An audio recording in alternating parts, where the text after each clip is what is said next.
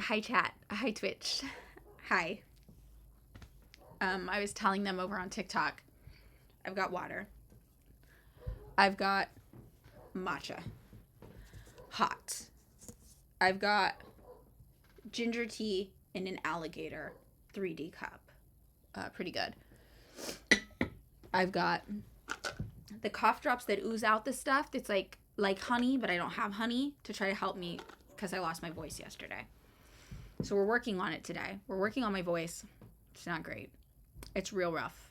But we're working on it. But okay, so Fork also lost her voice. Yes, Stephanie.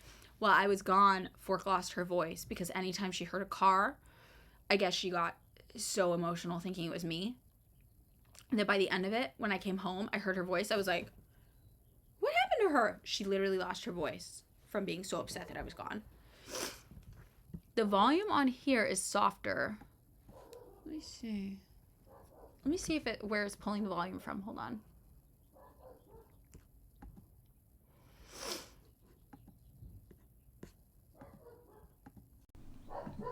Is this better? Yes, Kareem the Commie. Hi. Yes. I saw you pop up. I always follow the comrades. Thank you. Yeah. I just never drink hot drinks, so I never have had to deal with it. Is it better? Okay, good. Cool. I switched to the mic. My voice is fucked up. My voice is really, really, really fucked up. I laughed and it's like... So we've got a bunch of stuff to try to help. No, I lost my voice from chanting, and then you can hear it on yesterday's stream. You can hear my voice just fall apart by the end of the stream. We'll see. The stuff tomorrow is so good, though, and it's a lot of videos, which might be better. We'll see. Hot drinker, do you think so? Maybe. To get on Twitch and say, okay, I'm hanging up here. All right? You guys come join us over on Twitch. I'm going to hang up. Okay, bye. Hi. How are you doing? Mime it out. We're going to mime out Theory Thursday. I'm thankfully not sick. I just really pushed my voice. My vocal cords are real bad. Like, it's pretty hard. I was thinking about this. I said this on a TikTok, but I was like, how do people talk for 8 hours a day? If Larry's in here, how does Larry do that? You know? Because, like, my voice is... Usually I only do 2-hour streams. I'm doing 3-hour streams this week. I don't know how to do it. It's so crazy. Look, I got, though, Gator Rama mug. With the... You could tell he's 3D, the alligator. This way, yeah. Look at him. Full of ginger tea. It's Fidel Theory. Oh my god, hi, welcome from TikTok. Okay, wait, you also sometimes stream the Glash Rally and give a talk with no mic. Yes, okay, so this is my issue. Larry, you get it. I was in Cuba for a week. The brigade I was with was really into chants. Like louder. So I was really pushing myself on the chants. I don't know how they're doing it. So I was fine-ish by the time I got home. I was, like, by the end of the trip, I was like, it's a little hurting, the chanting. I can't keep up. So I kind of cooled it. But after the first Twitch stream, my voice really started to go on Tuesday. And then yesterday was even worse. Yep. Hi, comrades. So I was struggling. Awkward moment telling people it's not a dictatorship. Yeah. Once you do it a lot, your voice gets more used to it. Okay, hopefully. Okay, that makes me feel better. Lexa rocks. Love seeing me in Cuba. You made a speech on the geopolitical. Oh, yay! Oh, cool. Were you in Cuba too, or did you see it on the internet? Need to go to more sports things. There's no way I'm doing that. It's actually like a muscle. Yeah. Do voice warm-ups. You know what? The thing online said to do voice warm-ups too. Okay. See, I'm just new. It's because I'm so new to this.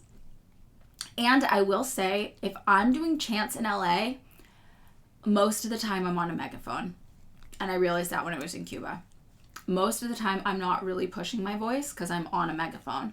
I'm usually like a chant lead or like a mid-rally chant repeat, you know, on the megaphone. So, yes, those kinds of chants. That's what we were doing in Cuba. A lot of. Okay, so we're talking about Cuba today. We're on day 3 of Cuba content. And today, because it is Theory Thursday, humming. Oh, okay, humming. That's good. Yeah. You had a great solution that would buy you an hour when your voice was suffering when you were in hardcore. Okay, what was that? What was it? On the internet. Oh, you're a communist in Midwestern Missouri. Oh, cool. That's awesome now.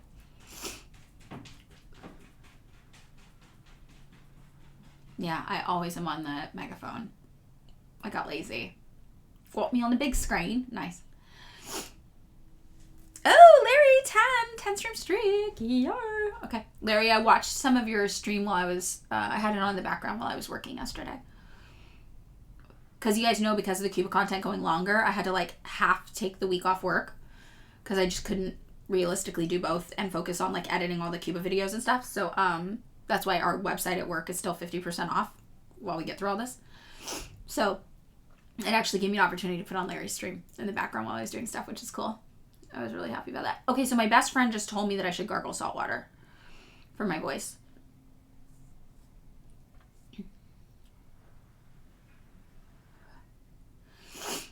Project the voice with the throat to the stomach. Charades for the Fidel speech. I wish. All right, hold on, chat. Before we get into this lovely document, I was gonna look up this lovely woman's history of using the N-word. Did you guys look it up? I haven't looked it up yet, so I'm learning right now.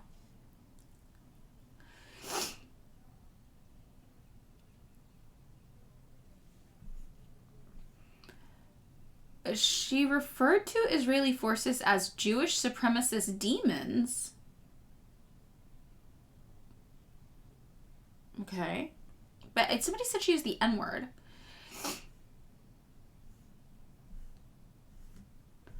I don't think this is it. 3 days ago. Showing praise for Palestinian terrorists. This just makes her sound cool. Somebody said she used the N-word.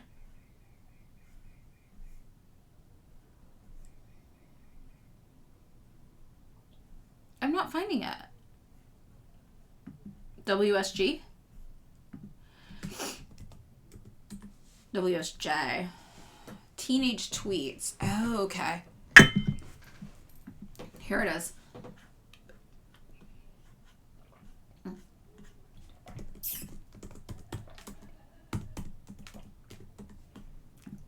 Look, chat, you teach me so much. I'm drinking water and using archive.ph on my own.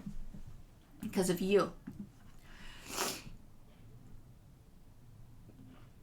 Yeah, everyone on the right has the same Twitter history. Why would this matter specifically? So it's right-wingers who are mad at her. Okay.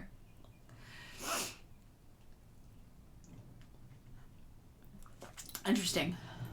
You know what's funny is one time somebody tried to... I've had my Twitter since like 2011. I don't know if you guys know this.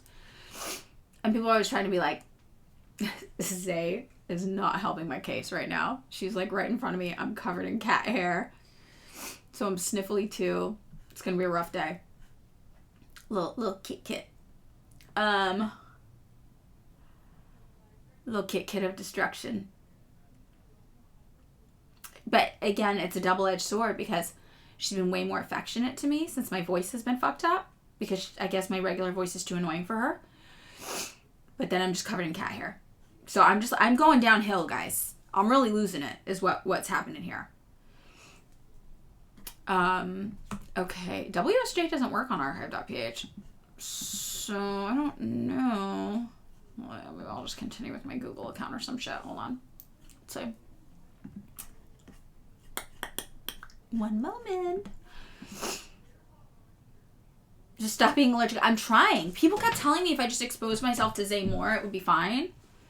And I will say, she's not as bad as other cats. Some other cats, I'd be like in the hospital right now. Like when I did my allergy test for cats, they were literally like, yo, being in a room with a cat can kill you. So the fact that I'm not dead with Zay is pretty good. It's pretty good. And that's why my partner and I even thought it would be okay for us to move in together, because my allergic reactions to her are not as bad, but they still can get really bad. Like when I was helping my partner move into my house, because all of the cat hair was getting kicked up, I had a throat closure episode, you know? And I had to leave the house completely, and I couldn't breathe. It was really, really bad.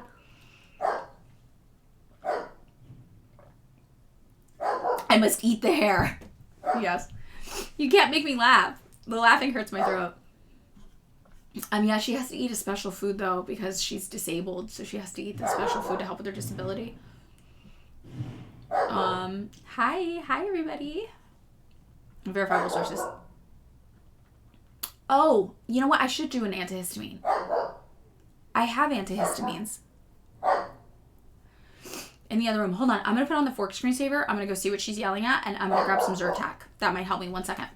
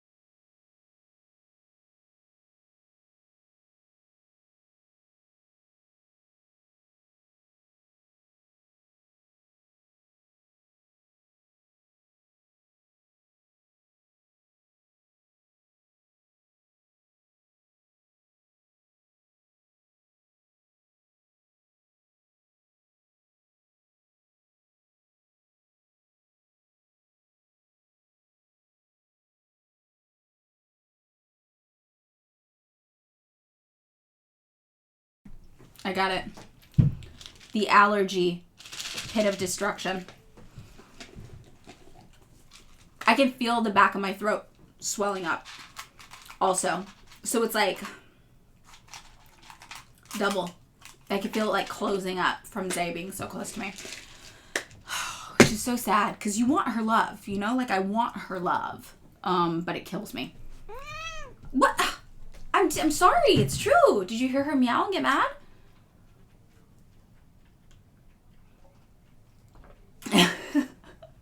She's like, ugh. I know. It's actually kind of good, though. She left the room, so I'll probably not be so bad. I heard her feelings. Oh, yeah. I know.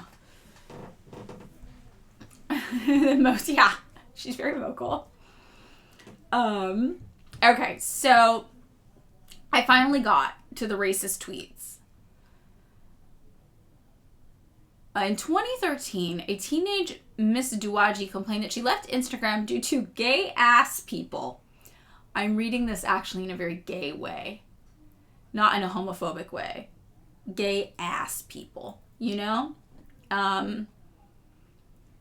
Yeah, gay ass. I think we're all gay ass people here. Pretty good. She's like, these fucking... Oh, but when she was 15, she used the N-word in what appears to be a friendly interaction. She's doing that thing where people are like, I'm tough. I'm gangster. My N-word. Like that? She was 15, though. Yeah. I'm just saying, I wouldn't have done that when I was 15. Because I'm perfect. Just kidding. I was an anarchist at 15. But, you know. It's not great. It's not great. This is Zohar Mamdani's wife. Huh. She was a dumb teenager. I mean, I guess that's true. It's not great. 15-year-olds make bad decisions. Yeah, who knew? Shocking, I guess. Yeah. Not good. She had not yet contracted the woke mind virus. Yeah, it happens to the best of us. You know? But yeah, one time somebody on social media was like, oh, your Twitter goes back to 2011. Do you want me to check your tweets? And I was like, girl, the worst thing I ever tweeted was praise for Noam Chomsky because I was an anarchist. Go check it. Go have fun. You're not going to find any slurs in there, baby cakes. I mean, dig deep.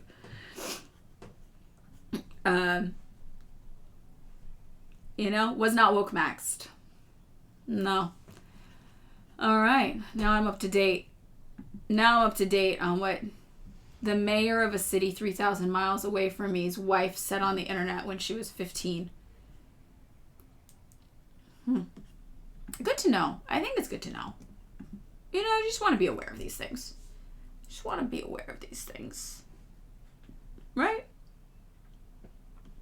You were in the alt-right when you were a youth. You were sure an anarchist. You know. Materially, what's the difference? I guess anarchists do mutual aid, but the alt-right, sometimes they join a lovely church group. And they do charity. I left anarchism because I was like, wait, what is actually the difference between me and a Republican at this point? We favor deregulation, and we do a lot of charity.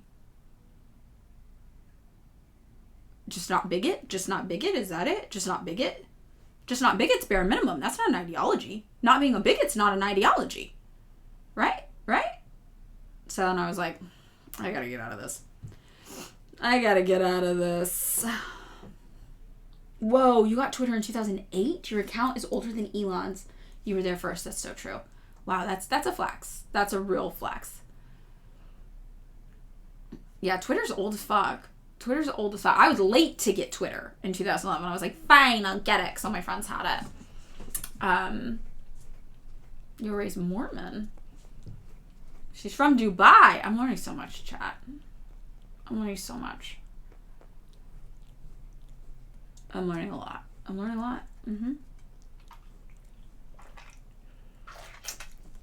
Okay, guys. I'm low today. I'm low energy. You could tell. It's not low energy. My energy, through the roof. My passion for Cuba, through the roof. My excitement about Theory Thursday, through the roof. My vocal cords, different story. Did you guys notice also the second Zay left the room, I stopped sniffling? She just came back. Wait to see if I start sniffling again. Hi. I'm terrified of her. The power that cat holds over me. Amazing. Vocal minning. We're vocal minning today. We're ideology maxing. We're Cuba maxing. We're vocal minning. Kitty, kitty, kitty. Yeah, she's so cute. So today, how many people do we have in here right now for our Cuba day? For our Cuba day 3, 4, day 3. 246 is pretty good. All right, guys. All right. Oh, she's gonna make me sneeze. I'm looking at. Did you guys get to record that one? Remember last time I did this? Somebody recorded it. Hi, Zay. Hi. You can no. You can't go on there.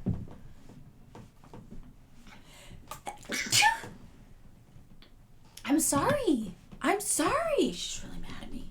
What if she attacks me again? Do you guys remember when that happened? She really is trying to kill me. She wants me to die. Zay is trying to murder me as we speak. I know, I put it on my lap. It's on my lap right now. She's really upset though. I'm already all sniffly. You're going to I took the antihistamine, so hopefully it'll kick in soon. My eyes are itching. Oh, I'm in rare form today, chat. I'm in rare form. Okay. Okay, we're gonna do this. I wish Zay could just read it. I just wish Zay could read it. That would be so cool. Cats in Anarchy, CIA. All right. So we've got our plan today. Look at all of the sections of the speech. I had outlined, sorry, for screensaver. for us to talk about. It's going to be 2 weeks. This is going to be for this Thursday and next Thursday. But look at how much we're trying to get through. They're not super long. Oh, balloons. So, we do have a lot to get through. I might have to kick Zay out if this keeps up with the sniffles and stuff.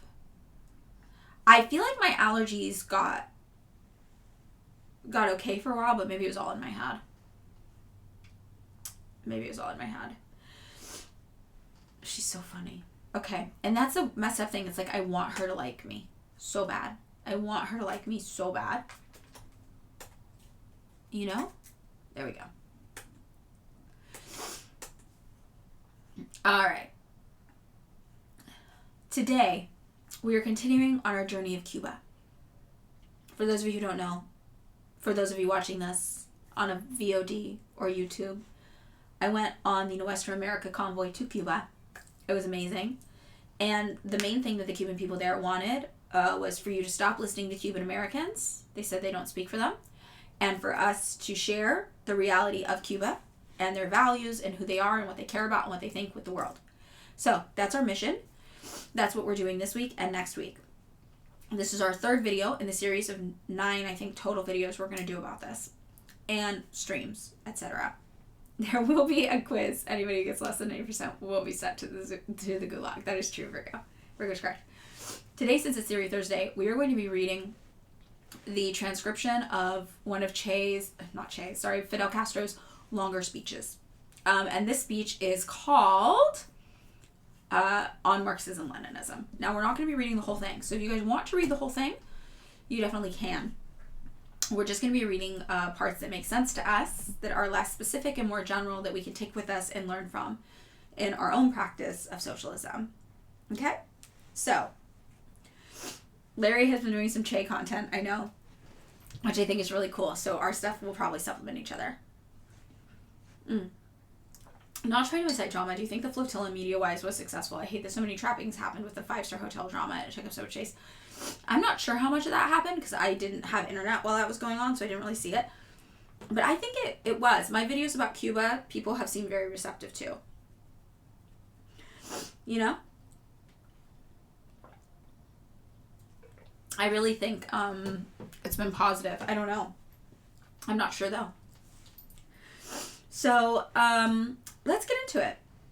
Hi, Trotsky haters. Oh, Toby's here. Toby, we're going to read some Fidel Castro today.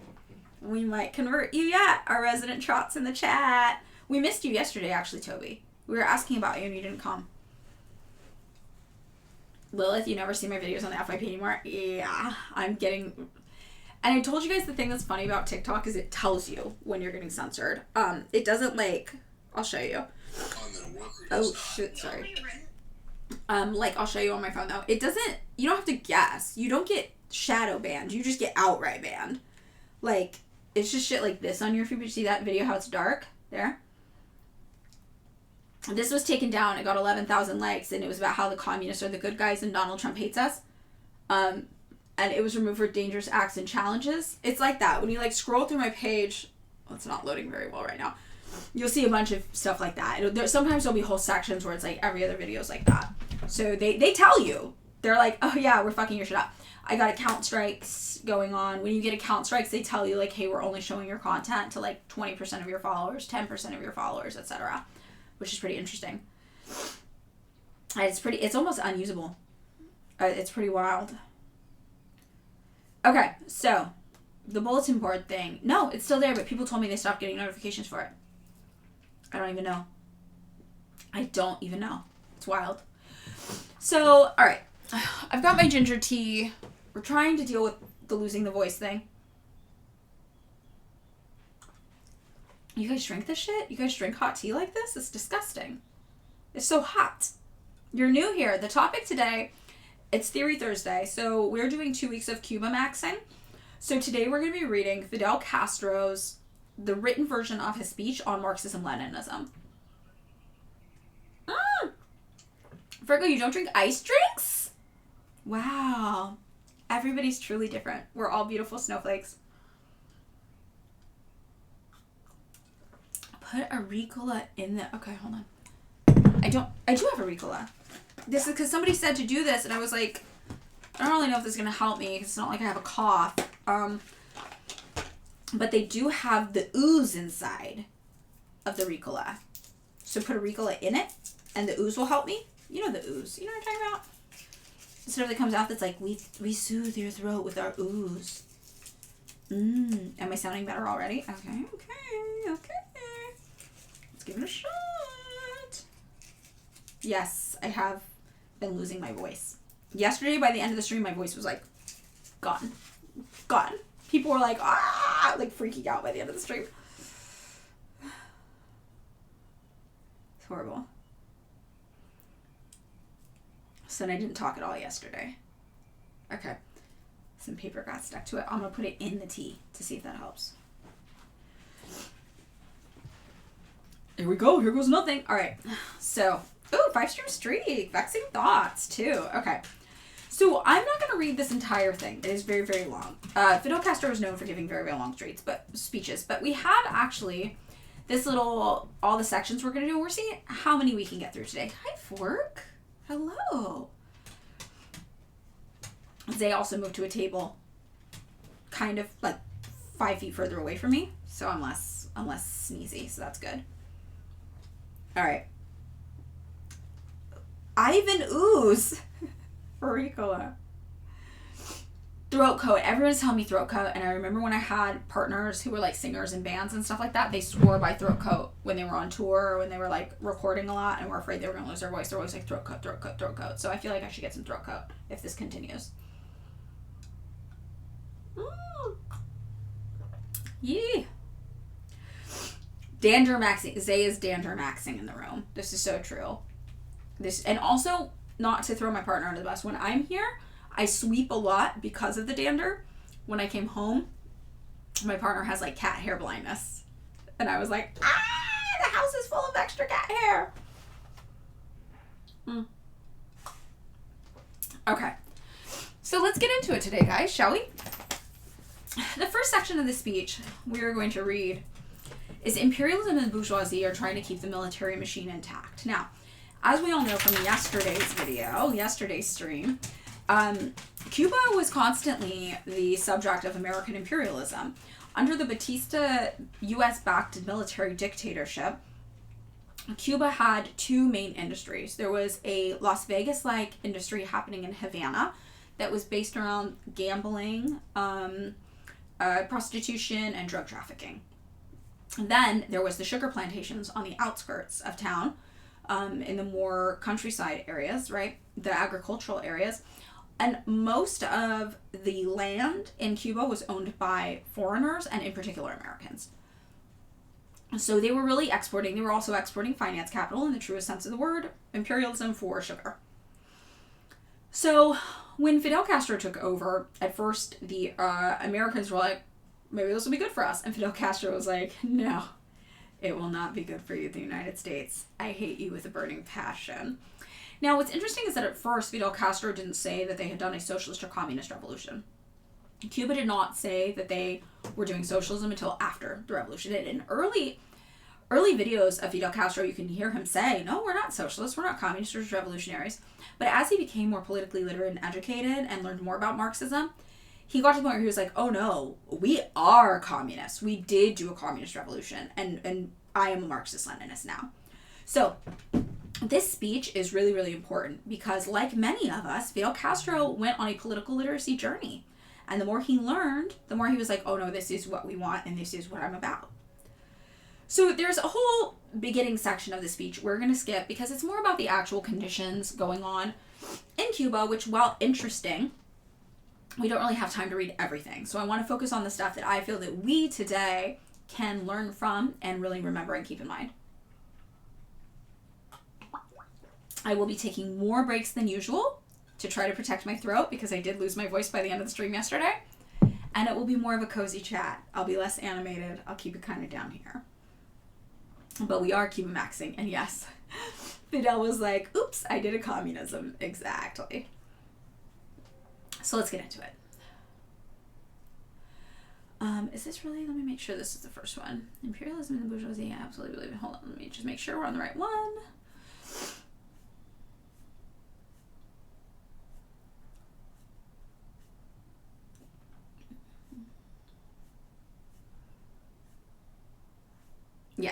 Okay, it is the right one. Yes.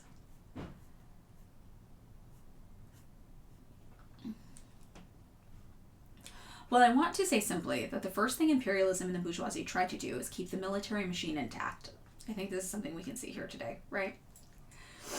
Yeah, we support Deng. I like Deng. And then we've got some specific examples he gives here about Santo Domingo. But let's kind of carry on after that. All the imperialists aim for is to maintain the military machine. Now, a lot of people who aren't very versed on imperialism will mistakenly think imperialism is just a country exerting some sort of force or pressure over another country. But we know that's not true. Oh, I can put my computer down because they left. We know imperialism is the exportation of finance capital, as Lenin explained. So, when Fidel here is saying imperialists aim to maintain the military machine, what we're talking about is the military's use as a tool of support to enforce the finance capital exportation around the globe.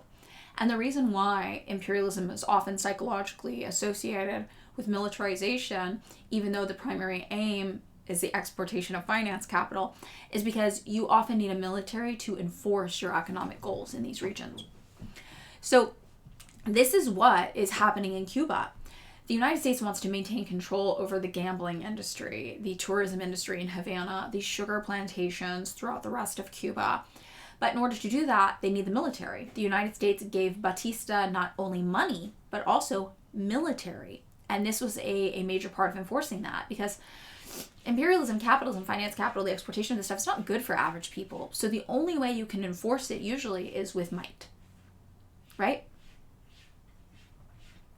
So, this is what he's really talking about here. And when a moment of crisis arrives, as it arrived in Cuba on the 1st of January, the key to this whole situation is whether the people take control of the weapons or whether the military machine remains intact with weapons in hand and the people defenseless. When a crisis of this kind arises in any country, the prime objective of the people's movement is to destroy the military machine and seize its arms. Remember when Castro got the tank? This is an indispensable condition. Without it, the revolution can be checked, can be betrayed, can be crushed. And this ties in when we did our Theory Thursday and we were listening to Stalin talk about setting up the new state apparatus in the revolutionary government. Imagine what would happen if the people of Venezuela had been able to take control of the arms when the regime of Perez Jimenez fell. Goodbye imperialism, goodbye oil companies, goodbye Romulo Betancourt or whatever traitor to call things by the right name. Of course, we did not invent this. It is all very clearly stated in a book by Lenin. I imagine most of you are familiar with it, called The State and Revolution. It is a point he stressed very much, and it is undeniably a vital, perfectly comprehensible truth, even to those who have not been through the experience of Cuba. This is just what we've seen happen throughout Latin America. The revolution must first destroy the military machine of the old system and take over control of the weapons. Of course, that is not the only condition for revolution, but it is an indispensable condition for revolution. In this way, the Cuban revolutionary process carried through a series of laws that are fundamental to any revolutionary process. First, the conquest of power by the masses, that is, the conquest of power by the people. And second, destruction of the military apparatus of the ruling economic class. So this should all make sense with us, and especially with things we've read here even in the past, right?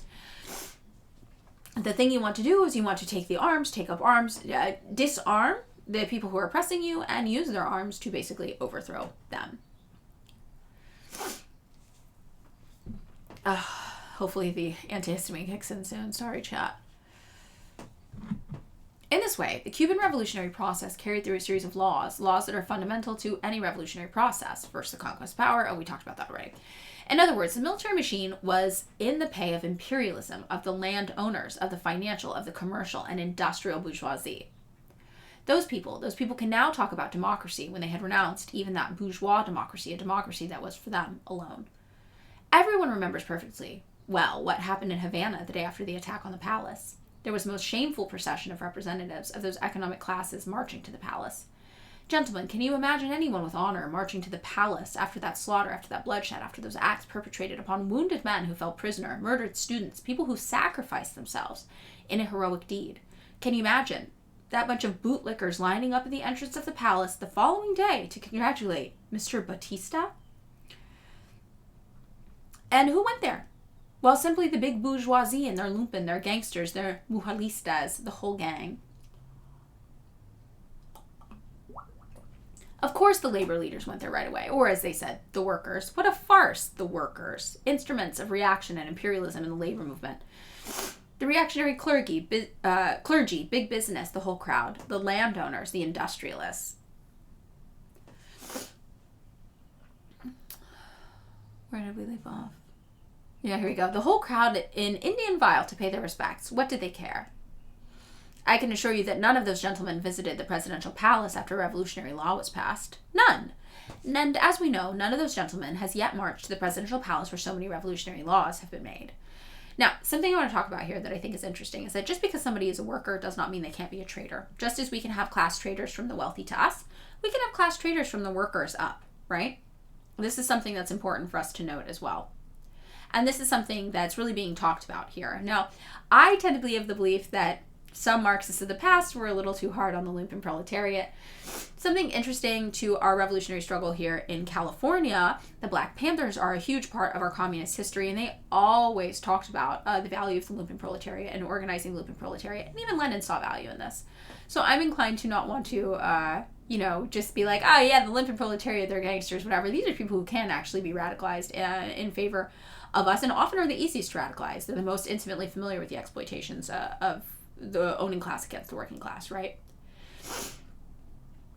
As Kim Jong-il says, we have to base it on ideological consciousness more than social origin. Yes, Sleeping Larry. And that is why in North Korea, in the DPRK, what did they do? They added in the office clerk class, the Samoan class, to their revolution. They said, look, these aren't traditional workers as we think of them. They aren't represented by the hammer or the sickle. We're representing them with the brush, right?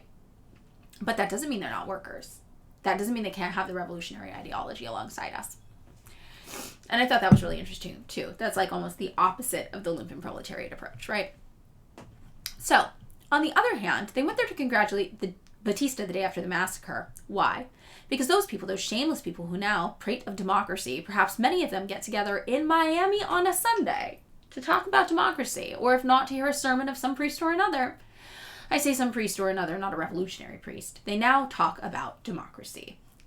So remember when I told you one of the biggest things that people on the island in Cuba kept saying is that the people in Miami do not speak for them. And this is something that even Fidel Castro was talking about back in the day. There is a huge difference between a Miami Cuban American and Cubans on the island.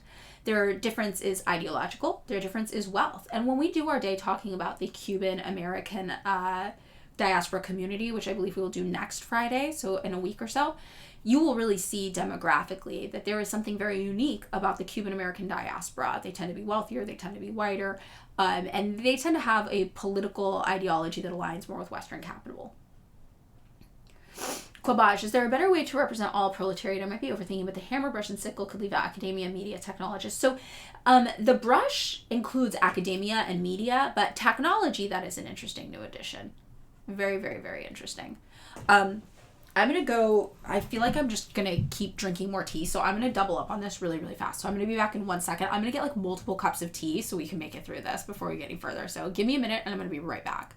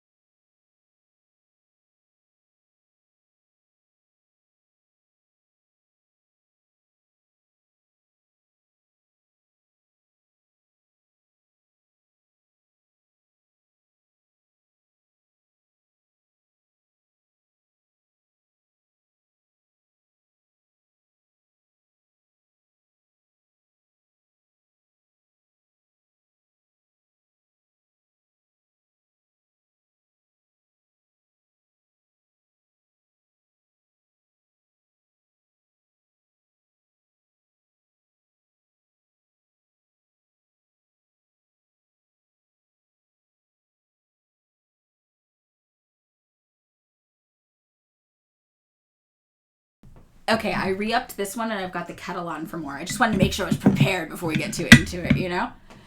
Okay, sorry about that. I was just like, wait a minute, I should have water boiling. So, when he's talking about this, he's obviously talking about the conditions that are very, very specific to Cuba at that time. That doesn't mean that we should discard the lumpen proletariat in our revolutionary efforts, very, very obviously.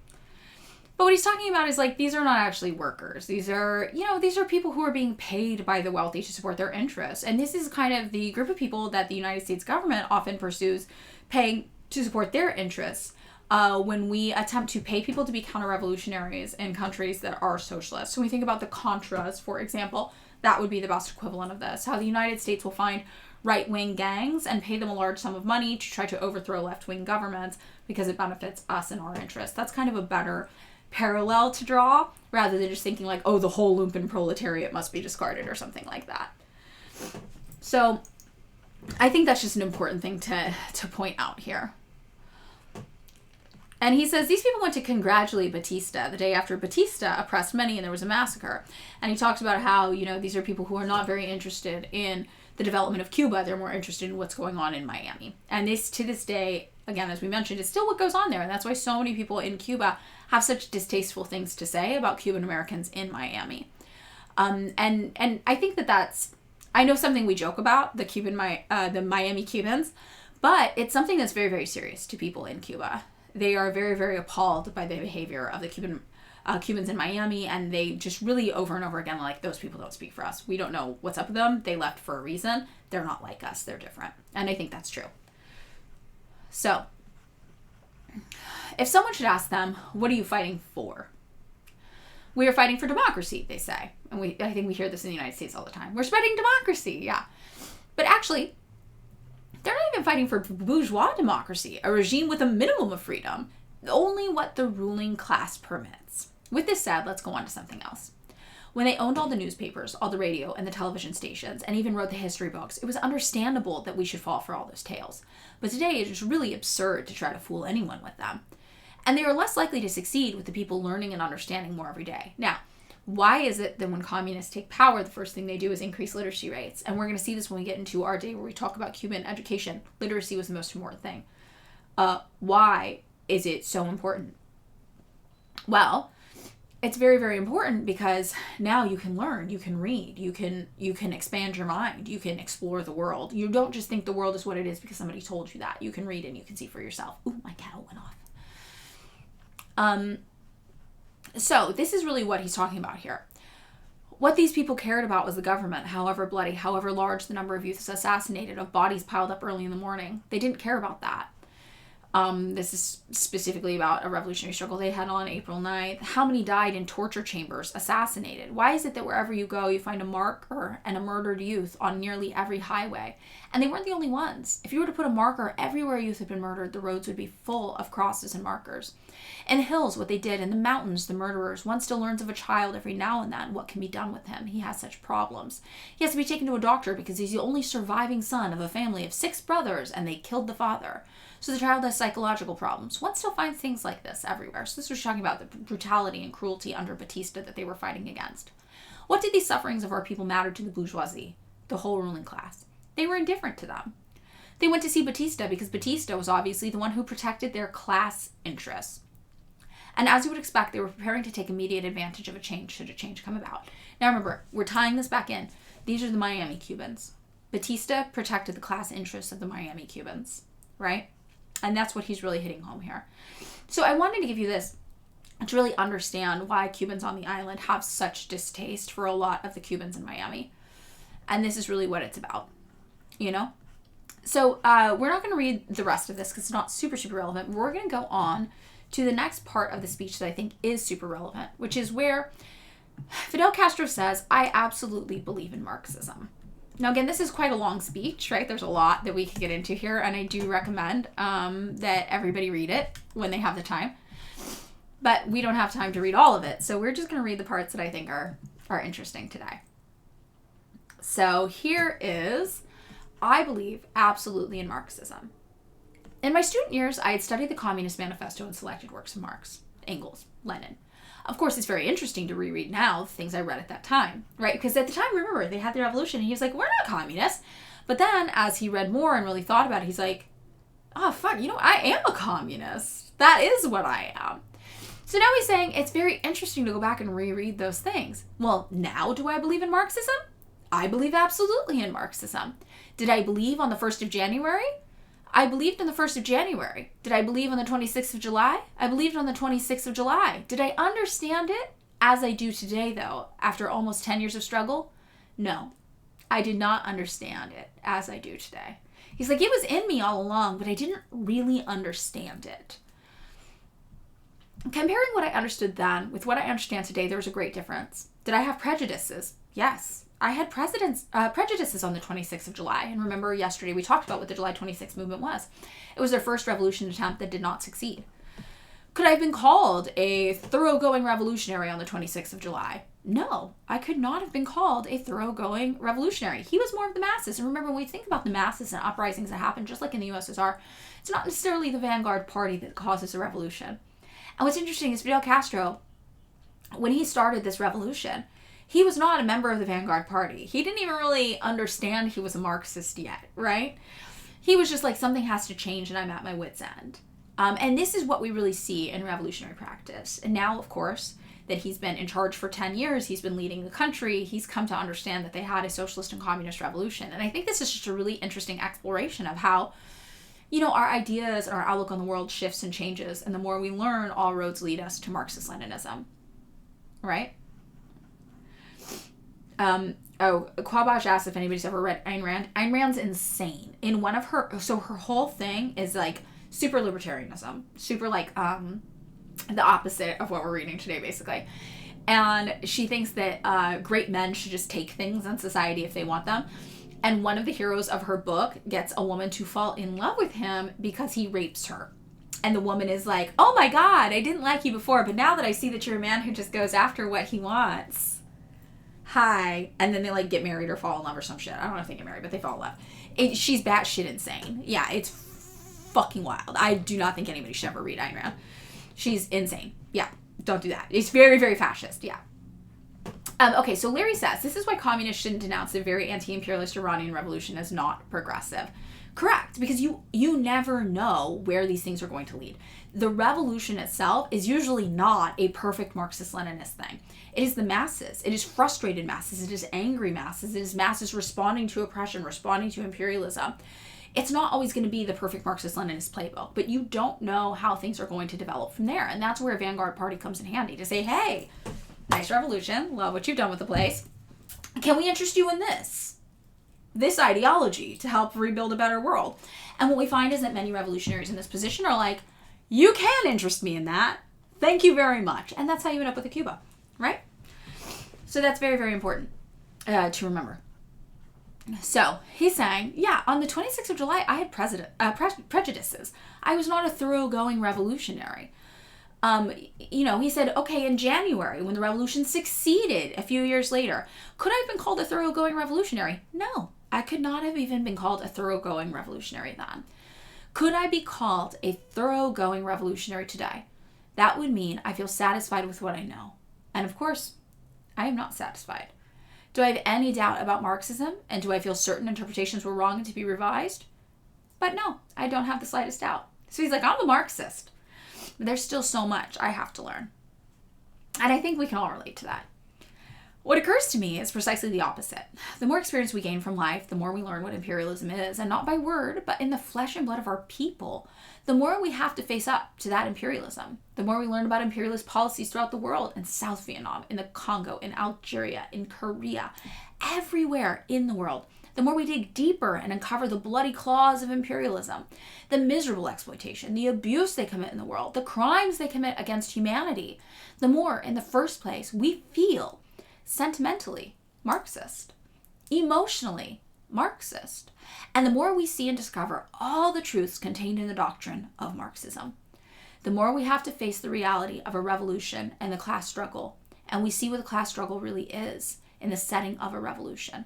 The more convinced we become of all of the truths Marx and Engels wrote and the truly ingenious interpretations of scientific socialism that Lenin made.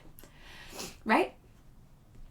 So what he's saying here is when we live these experiences, sometimes through revolution, we really understand them.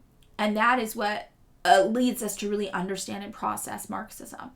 So, this ties into something I think we see online sometimes. Sometimes people are like, I don't need to read theory. I don't need to read Marx because I live Marx every single day.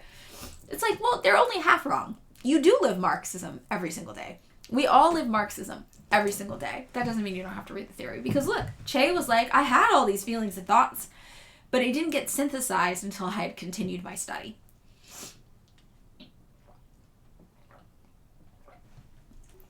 Okay, since everybody's hydrating me, I'm going to go grab my second tea because my kettle went off. So 1 second.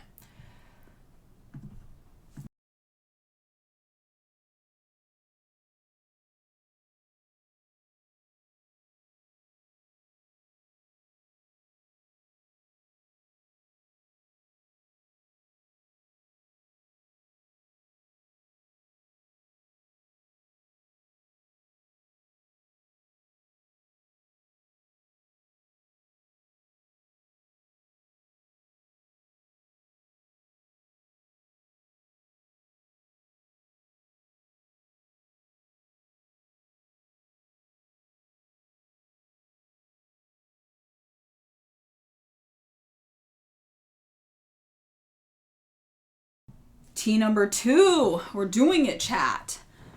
I'm gonna do the throat ooze drop in there too. Really fix it. Yeah, I'm doing ginger. I got 2 ginger teas going. I know, I'm so new to this. I really do think I need to get the throat coat if I'm gonna keep streaming now. Because it can do a number on your voice. People swear by the throat coat. I think that's what I need. It wasn't his mustache, it was his beard, but yes. So, as Virgo said, Castro was such a threat to the United States. And they launched something called Operation Mongoose, where they did over 600 assassination attempts on Fidel Castro. And many of them were just downright silly, right? Because he was such a threat to them. They tried so many things. One of the things they thought was that his power was in his beard. So if you guys don't know what Castro's beard looks like, let me just show you this. Glorious beard. Beautiful beard. And they thought if they could make his beard hair fall out, then, if you go on my podcast, actually, there's a whole episode about this. They thought if they could make his beard fall out, then nobody would respect him as a leader anymore. So they started trying to put things that would cause hair loss into, like, his food and beverages and stuff, which is really, really... Oh, no, it wasn't a food and beverage. It was, like, a cream, I think, that caused hair loss or something like that. But I do talk about this a lot in one of my podcast episodes. Let me see if I can figure out which one it is. With sources. They also did one where they gave him psychedelic drugs and sent him on television. They also photoshopped pictures of him looking very large to make it look like he was eating all the food on the island. So they were very fatphobic. CIA fatphobic, confirmed. Just throwing that out there. They did a lot of really, really weird stuff about him, though. Let me see if I can find it. The episode. Which one was it? I think it might have actually been Heaven is Not Having to Worry About Paying Your Phone Bill. If you go on Pick Me Up, I'm Scared, my podcast. And for you guys who don't know, my podcast is all about history. So my podcast is about history, and then I keep the Twitch stream pretty current events. The reason why we've been doing more history now, though, these 2 weeks is because I want to give you the historical context to understand Cuba today, because I'm a Marxist. And we do that. So yeah, I'm trying to find, just to be sure... Oh, here we go. Actually, the whole episode is called The CIA's Plot to Destroy Fidel Castro's Beard. And this whole episode talks about all of these. Here are all of the sources in here. This is an old episode. Yeah. Oh, yeah. Thank you, Virgo. Thank you. So everybody can listen to that. Oh, Virgo found it. Yes. Thanks. Sorry. I just checked that. Yeah. It's pretty good supplementary material. I see. I'm sorry. I was late. Yeah, sometimes you feel bad David wasn't part of the Castro's Beard episode. I should revisit it with David. Yeah, that would be pretty funny, actually. It is nice doing the podcast with another Marxist. Yes, I have the big fork. Oh, yeah, the CIA spy beards. I mean, the CIA is up to some goofy-ass shit. Goofy. All right. So, coming over here to get back into Castro, and remember, he's giving this as a speech. He's talking to the people at this point, and I think that's really, really important. Me and Kenna don't really talk anymore, no. Eep. That's okay, though. It is what it is. I don't think Kenna's evil, and I think that you should go continue to support Kenna if you buy jewelry from her brand. I think that's good, and she would like that, and, yeah. But it's hard working with people you're friends with, and Kenna and I were friends, and we did a lot of work together, and we had different politics, and, things can be weird like that. So, back on this subject we're talking about, I absolutely believe in Marxism. The more we read today, with the experience, the load of experience we have in those books, the more convinced we become of their inspired vision of the foresight they had, Marx and Engels and Lenin. But there is something more than what any revolutionary leader can say to explain why Marxism made its way into history. It's enough to read the history of Marx, the biography of Marx, which is a book I believe everybody should read when the government printing office publishes it. Very cool, right? We're going to talk about the government and how it functions there tomorrow, which is the biography of Marx by Mehring. Who was Marx in his life, his work, his sacrifices? How did he study? It will be seen that Marx was a man little known in his time, even hated by many intellectuals, by many pseudo-revolutionaries. His work was known only in small circles. In his time, many other socialist writers had far more renown and prestige than Marx, and were better known than Marx. A whole series of writers on socialism who wrote that they were socialists, but who were socialists as a Cuban in 1917 might have been. Right? These are what Marx and Engels talked about. This is why I tell people to read Principles of Communism. Non-Marxist socialists, what that looks like. That's what he's talking about here. They conceived of an ideal world, a more just world without slaves and exploiters, but they were idealistic socialists, utopian socialists.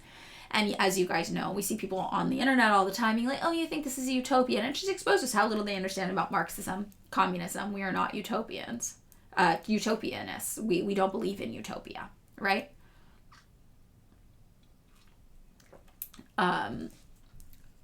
Where's my... Oh, you guys are talking about David always talking about people's facial hair and me having to corral him because I won't let him be mean about how people look on the podcast. It's very, very funny. We don't have to worry about that with Fidel, though, because Fidel looked good. Fidel looked good all the time. Nobody can debate that. I hear it getting bad. Do you guys hear it getting bad? Tea break. So, he talks about this a little bit, and then at the end, the part we really want to hit is he had a blind faith that the workers would understand his revolutionary work, his thought, and as they interpreted the truth, it would become the dominant thought among workers throughout the world. Yes. Now, Engels carries the work of Marx. Let's get into this next section. Marx's work by itself, and this is the fullest proof of the scientific value, of the theoretical value, of the real value of the revolutionary doctrine, the fact that it showed the way by itself for when all the most advanced workers, even the progressive intellectuals, began to search through everything that had been written on socialism.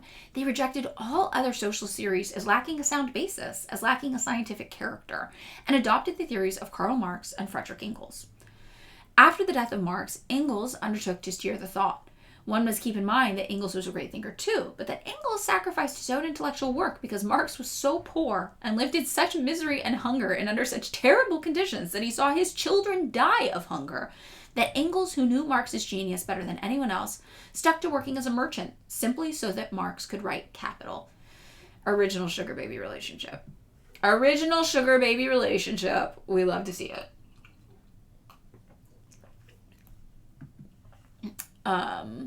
Where did we leave off here?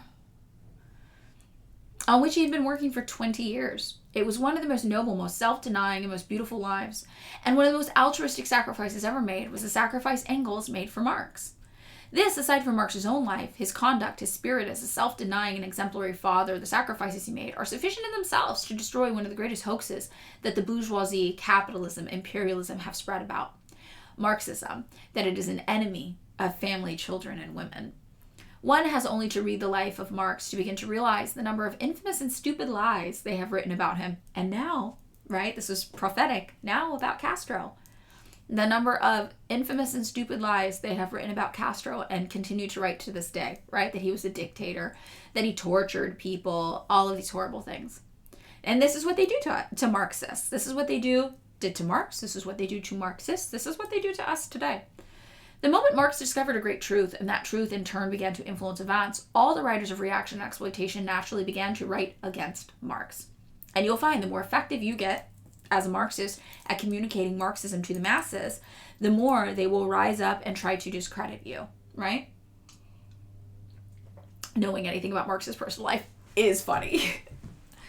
And I know we make a lot of jokes about it, right?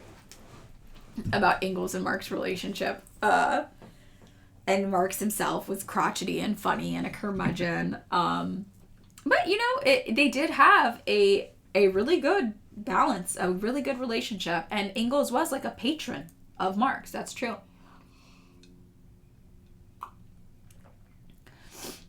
In spite of that, scientific socialism, Marxism, made headway and was to become the revolutionary theory of the labor movement. Yes, Marx was a sugar comrade, raccoon child, so true. To begin with, there was a labor movement, and the labor movement was revolutionary, and Marx clearly saw and understood that. And since he had uncovered the truth, the first to become Marxist, the first to adopt his theory, were the workers, the labor movement in Europe, the most advanced groups, the most intelligent, until it really became the theory of the working class. But it wasn't enough that the European labor movement had a revolutionary theory. This theory needed interpretation. And so there came a period when the influence of non-revolutionary thought, of bourgeois thinking and bourgeois ideology, tried to distort Marx's thought. What is Lenin's great merit? Well, simply that he takes Marxist thought, defends it against all mystification, against all forms of revisionism, against all of the revisions and changes they wanted to make in thinking of Marx. Armed only with theory, he forms a party, struggles within that party against all petite bourgeois currents, against all non-revolutionary currents, triumphs over these currents in the party, and with a revolutionary theory, seizes power. That is to say, he wins revolutionary power. What is Lenin's great merit? Lenin has the extraordinary merit of having made a thoroughgoing interpretation of Marxist thought, of having carried it into practice, and having developed it under new circumstances, as is the case of a revolutionary party in power. That he developed an entire theory, thought of extraordinary depth, there is not the slightest doubt. That is Lenin's great historical merit as a theoretician and a leader. Now, this is what we talk about when we talk about Marxism. Marx came up with a theory. Marx gave us a lens through which to analyze history, to analyze the world, to analyze society. Lenin took that and figured out how to make that an ideology that could lead a nation, right? A political ideology. So when we talk about Marxism-Leninism, Marxist-Leninism, we see that it is adapted by different thinkers and leaders in every country to suit the conditions of that country. But this is why we don't say Stalinism is a thing.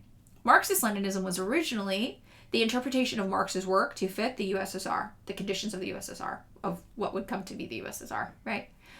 Stalin was merely continuing that same ideological process. Stalin, there's no such thing as Stalinism. Stalin was doing Marxist-Leninism, right?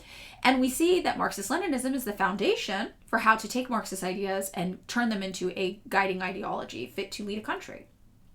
And that's why we see that shift slightly everywhere it's applied. In China, they took Marxist-Leninism and altered it to fit the conditions of China. And what did we get? Socialism with Chinese characteristics. In North Korea, what did we get? Kim Il-sungism, and then later Kim Jong-ilism, further adapted. Ho Chi Minh took these principles and applied them to the conditions of Vietnam. And Castro would take these principles and apply them to the conditions of Cuba as well. The building of communism. Marxism is continuing to develop. Now one only has to read Khrushchev's report to the 22nd Congress, which is wholly political treatise, one that begins to confront an entirely new task, the building of communism. Marx did not say how to set up a socialist regime or society. Marx did not say how to build a socialist society, and this is true. Marx gives us very, very little prescriptive. Marx interpreted the laws of history, made a correct interpretation, studied the nature of class society, developed a whole revolutionary theory by virtue of which he explained history through the development of the means of production. He studied history through the systems of production, which in turn developed relationships of production. These little words, I warn you, are quite hard to understand when one only begins to study Marxism. Means of production, system of production, relationship of production. But they can be perfectly explained through practical examples. Remember, this is a speech. He's talking to the masses, right? He interprets history, for until then, history was a mass of interpretations. Some gave a divine interpretation of history. They said history develops in accordance with supernatural designs, in accordance with the designs of God. Others said that men make history, and that men who made history are individuals like Alexander, Caesar, Napoleon. There were racial theories of history, claiming that race was the determining factor of history. A series of anti-scientific theories, a series of absurd theories. Then Marx says, no, history is not made by the divinity, not made by races. History is a process of development, determined by the material conditions of production. In other words, man first has to live. I'll explain this in simpler terms. Man has to live. In order to live, he begins to struggle with nature. First stage of man, man the gatherer. The stage of primitive communism. In the stage of primitive communism, land is common, property is common, means of production are absolutely rudimentary, corresponding to the stage in which man's means of production are most elemental. That is, in techniques for producing goods to satisfy his needs, man is really very poor. I'm not going to give you a better lesson than Lionel, but I'm going to explain things, not to you. I'm going to explain things to the people. So, it's actually this really amazing thing here, right? That Fidel is like, I'm going to do this speech to explain Marxism to the people. Now, this is 10 years into his leadership, I believe. So they've already had their literacy campaigns. They've already started building great educational opportunities throughout Cuba. The people are at a point where this is something they're able to understand. Even if they haven't studied Marxism in depth, they are at a point of literacy levels, at a point of education that they're able to explain, to understand this explanation as Fidel Castro is giving it to them, which is pretty impressive because I don't think the average American is at a level of literacy, right, comprehension, where they would be able to understand these basic concepts as they apply to Marxism, right? So this is kind of, I always just think this is really cool that this is something that Fidel Castro did, and he really wanted to talk to people and have them understand this. So when we talk about, again, how when communists come to power, the first thing they do, increase literacy rates, this is why we want a population that's really able to understand these concepts. And when you go to Cuba, you can see that they do. You can see that people who don't even consider themselves diehard socialists, which is like 10% of the population based on voting records, they still understand socialism and communism. They understand what it is, and they can hold conversations with you about Marxism, about Leninism, about capitalism, about imperialism. They can correctly identify all of these terms. And you can't say the same in the United States, right? I was saying this to my best friend. I saw her this morning. She was like, how was your trip to Cuba, blah, blah, blah. And I was like, the average Cuban farm worker is more politically literate than the average American congressperson, without a doubt, because they understand all of these things. Now, it might be true that people higher up in the American government have a better understanding of communism because they must, because it is their enemy. It's still not a perfect understanding, but a better understanding. But the average American congressperson certainly doesn't. If you ask them to define communism, they're not going to be able to do it. If you ask the average Cuban farm worker to define communism, capitalism, imperialism, they will be able to do that. And I think that's just a very interesting thing. You saw the video I did for Cuba? I'm not sure which one, but I'm glad. I'm going to make more video content once my voice is back. I'm going to take a bathroom break before we get into the next section of this, which is primitive communism and its mode of production. So stay put, and it'll just be a second.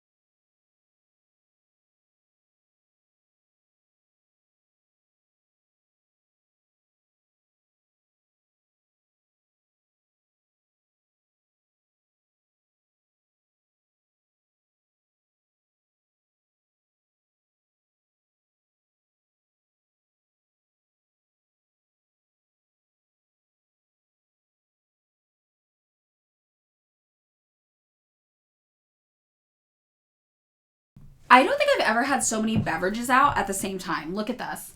I've got the water. I've got double tea. I re-upped the Gator tea. I got this other tea.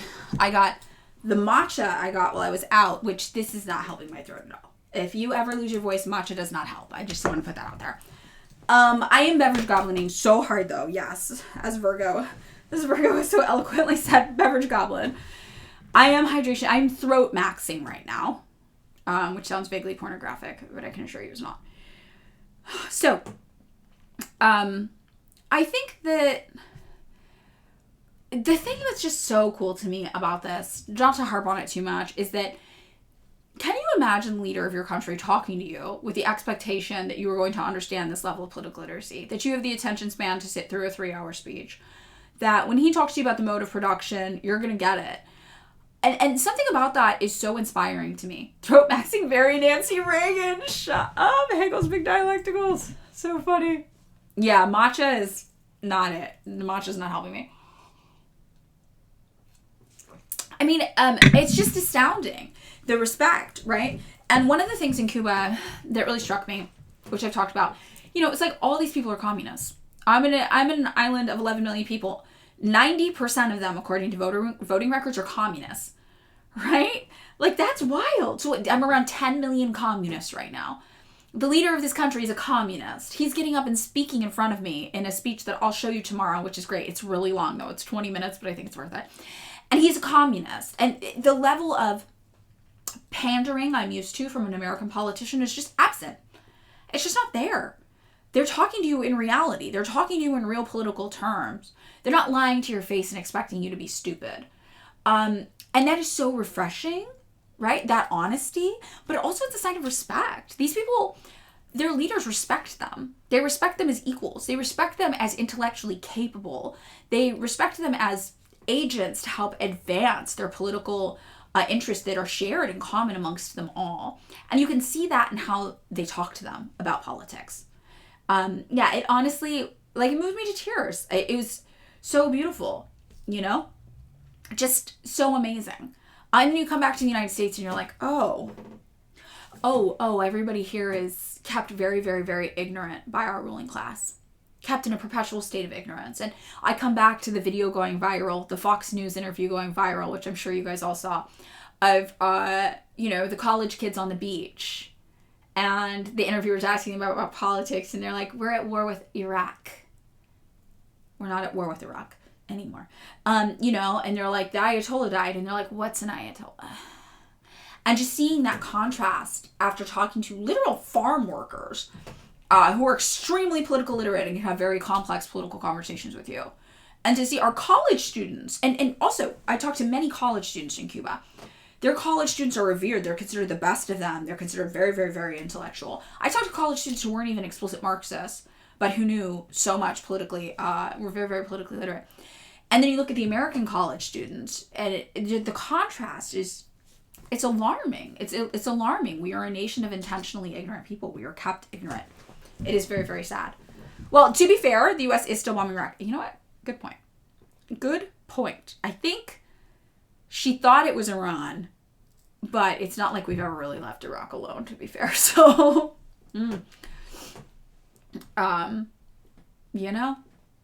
it's hard to educate us. I mean, but that's on purpose, too. That's on purpose. They've done this. They've worked on this for years to make the American public just deeply ignorant. Deeply ignorant buffoons. We're buffoons, Fascinating. American college students are very smart in their perspective fields, Marxist Gamer Zero says, but very individualistic tendencies and bad political ideology. I think that could be true. That's interesting. Like, you can get an American engineering student who's really good at engineering, and then you ask them something about politics, and they're like, lizard people. And you're like, I'm sorry, what? You're an engineer. And they're like, yeah. Also lizard people. It's very, very wild. So, all right. Getting back into this. Castro's talking about primitive communism and its mode of production. He's like, if that sounds overwhelming, don't worry, I'm going to explain it to you. In the stage of primitive communism, there are neither exploiters nor exploited. Property is held in common, right? Some social groups still live under primitive communism in some parts of the world. Now, it's worth noting today, we wouldn't call that primitive communism. Primitive basically implies there's some sort of failure to advance or failure to develop. However, we know all cultures are different, and some forms of like indigenous communism, for example, Marx might have classified as primitive. We would not do that today. So that, that's just a little language thing. I would not call indigenous communism primitive communism personally, but this was the terminology used at the time. I have to laugh because at times some comrades want to make such a great leap ahead as to land in primitive communism. Yet, it is fitting that we learn to appreciate the difference in order to distinguish between primitive communism and the communism the Soviet Union is planning for. And today, for us, we can replace Soviet Union with socialism, with China socialism. We see that China is preparing to be in a socialist state by 2050. So, China is, as the Soviet Union was here, preparing for communism. What is the difference? Simply this. The fundamental, the big, and outstanding difference is that the former was a communism of poverty, an elemental life of poverty and scarcity among men which corresponded to their means of production. The means of production, techniques of production and cultivation, the first accumulations of capital develop. This further develops as a consequence the private appropriation of the means of production and of land, domestic animals, farming tools, which you'll remember a lot of this from chapter 1 of Capital when we did that on Theory Thursday. A new mode of production, new relations of production consequently arise as the means of production develop. Private owners also appear on the scene, private owners of livestock and farming implements, of land, and also as a means of production of men themselves. And now we get into slavery. Now, slavery is very, very important in the historical context of Cuba, as we saw yesterday. I really try to lay this out like a lesson plan for you guys to give you the info you needed to follow along to the next one. So hopefully going over the history yesterday makes all of these speeches a little bit more relevant to what was happening in Cuba. Oh, I just drank the tea string. The tea's tampon string, if you will.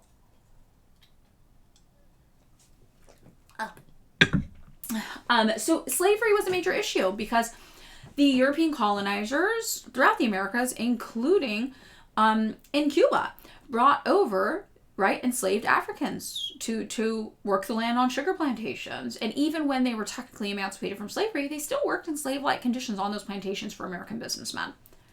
Take the tea bag out. Not the tea tampon string. Girl, it's the tea tampon string. It's so wet and gross, though. The bag. I don't know how you guys do this. I don't know how to tea. I don't know how to tea.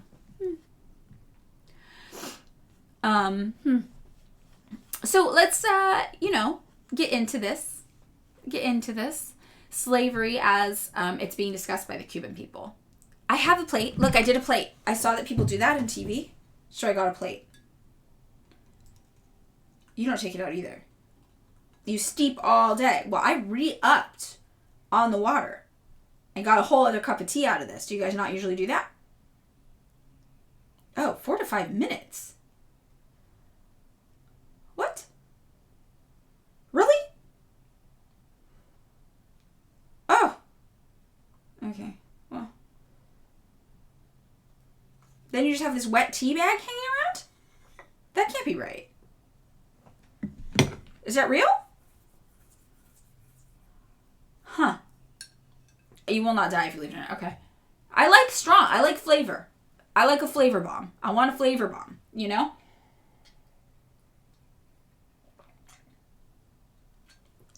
Okay.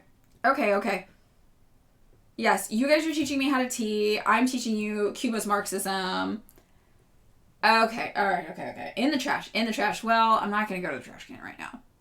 I'm stocked up with beverages. We're getting into it, you know? If you leave it in too long, it produces more stomach acid? Oh my god. I'm not good at this tea thing. I really have to figure out not losing my voice while I live stream. It sounds a little better right now, though, right? I think the tea's helping. It feels a little better. It doesn't feel scratchy anymore. I think the tea's helping. I think it's actually helping. Okay. All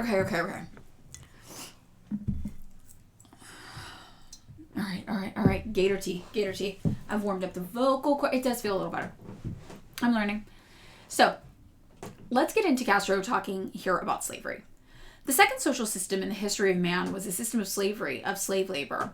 Very simple, very rudimentary. More advanced, much more advanced, of course, than the techniques of laborers in the stage of primitive communism. So, the system of slavery spread. I do sound a little right. Thank you for sharing chat. I thought so too.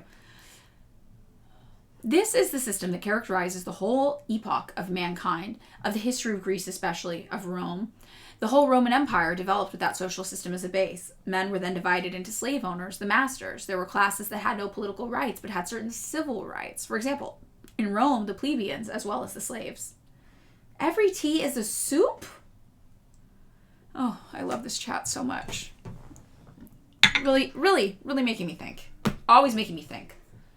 I don't ever eat honey, but that's because I don't usually drink hot beverages, so I don't have a need for honey. And if I'm getting something out in the world, like I don't keep honey in my house, I get things that are explicitly labeled vegan, just to be safe. And things with honey aren't usually labeled vegan. So I probably haven't had honey in 15 years.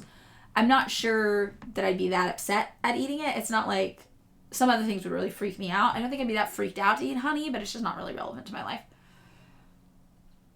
Herb broth. Yes. Tea is soup, comma, herb broth. Yes. Yes, yes, yes.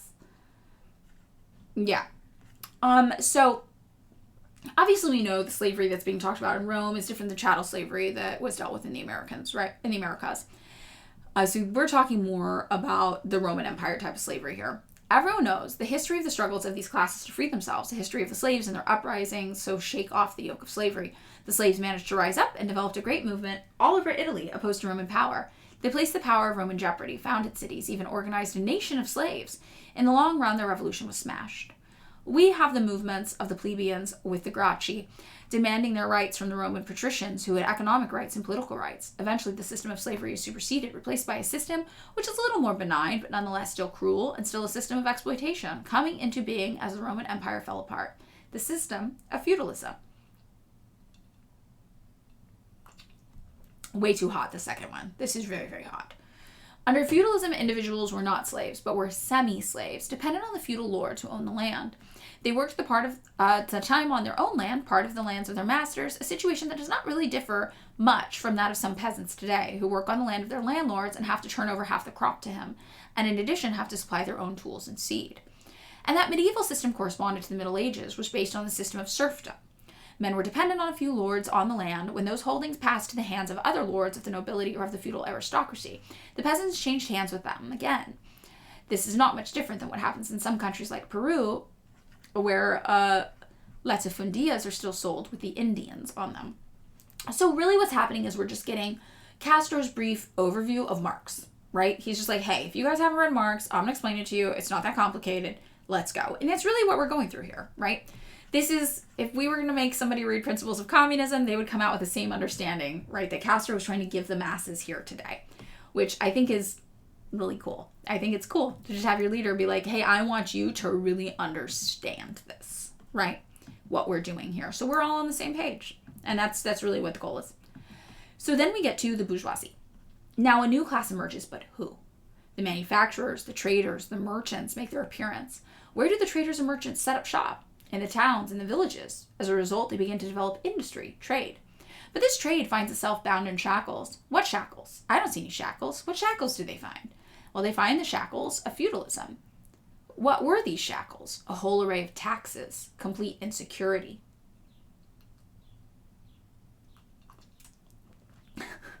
Sorry. I'm reading you guys talking to each other and it's killing me. When merchandise leaves a town, goes from one village to another, from one medieval burg to another, they have to pay a whole series of tolls. You can imagine what happens with goods from the Near East, from those countries to Italy, spices, perfumes, gold, and things like that. They had to reach France and pass through 100 feudal lords, 100 practically different states that it did have, it is true, some fealty, some weak bonds in the first stage of feudalism, to the power of a king, of an absolute monarch.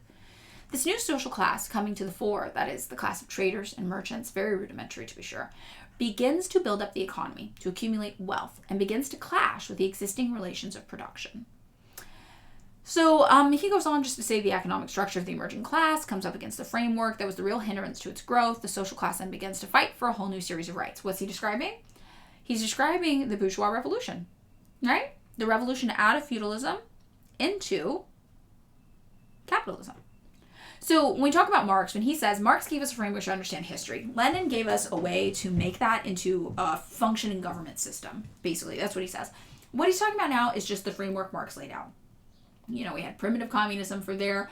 Agriculture developed. We ended up with feudalism. From feudalism, the merchant class rose up. They realized feudalism was oppressive to them. They had a bourgeois revolution. And then we had a new economy emerge from their revolution that overthrew feudalism that was based upon the needs and wants of the merchant class, right? The merchant class who had the revolution. That's how we got capitalism.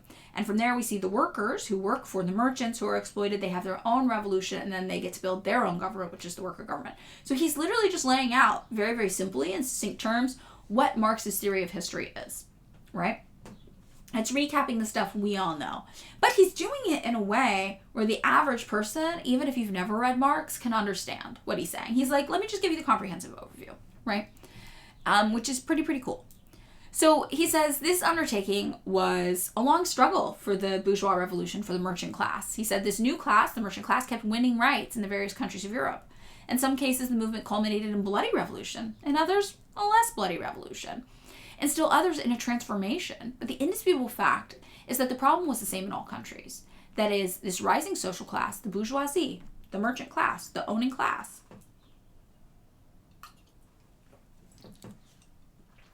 oh, hold on.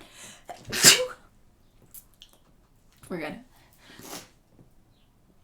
It appeared everywhere. In France, in Germany, in England, in Italy. It had no political rights. It represented different interests from the interests of the nobles and the aristocracy that ruled those countries. It began the struggle against... Sorry, I need to clean my house too. Thank you. We're T-maxing. We're antihistamine maxing. We're throat maxing. We're doing it. We're doing it all. You just put out another article, this one on Ladybug Scrim and Netanyahu lobbying Trump into war with Iran and using Venezuela as a warm-up. Very, very cool. I loved your last article. Everybody pick out, maybe save just a Skin Questions article and check it out later. Did I have any allergy issues in Cuba? No. Not a single one. The place my allergies have been the worst out of anywhere I've lived is Santa Cruz.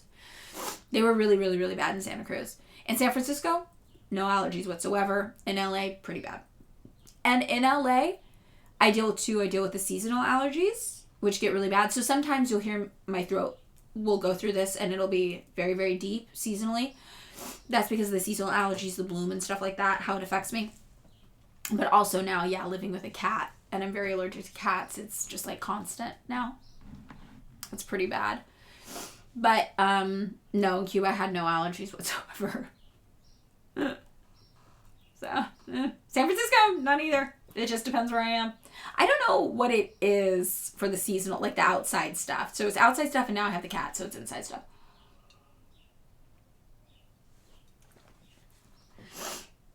More fruiting trees, something like that, probably, yeah. Yeah, you guys really want me to do the honey thing. Seasonal sexy voice. It's just annoying because people are so weird about my voice already that they're like, oh, see your normal voice, that's fake. You're putting on a fake voice. I like your real voice so much more. And I'm like, this is not my real voice. This is my I'm dying of allergies voice. This is not real, but it's like this like half the year, you know? So they don't. They think I'm making up my normal voice. It's very, very annoying. Very annoying. Allergy embargo. So he's talking about this bourgeois revolution and how it's a long struggle. And this started to appear, this word bourgeoisie, right? The merchant class, the owning class, it started to appear in France and Germany and England and Italy. It had no political rights. It represented different interests from the interests of the nobles and the aristocracy that ruled under feudalism. So we go from, remember, feudalism to capitalism, from capitalism to socialism. Feudalism to capitalism, we have the bourgeois revolution, the merchant class revolution, to create a new system, a new economic system, political system that benefits the merchant class who revolted. Then from there, from capitalism, which is that new system, into socialism, which is the future, we have the worker revolution. the workers revolt against the owning class, and they create a new government that benefits them, the workers. And that is what Castro had done. Which is interesting, because remember, Castro was petite bourgeoisie, so you can be a class traitor, and you can say, hey, this isn't right, and this isn't fair. Warlow Raid, hello, welcome everybody. Welcome, welcome.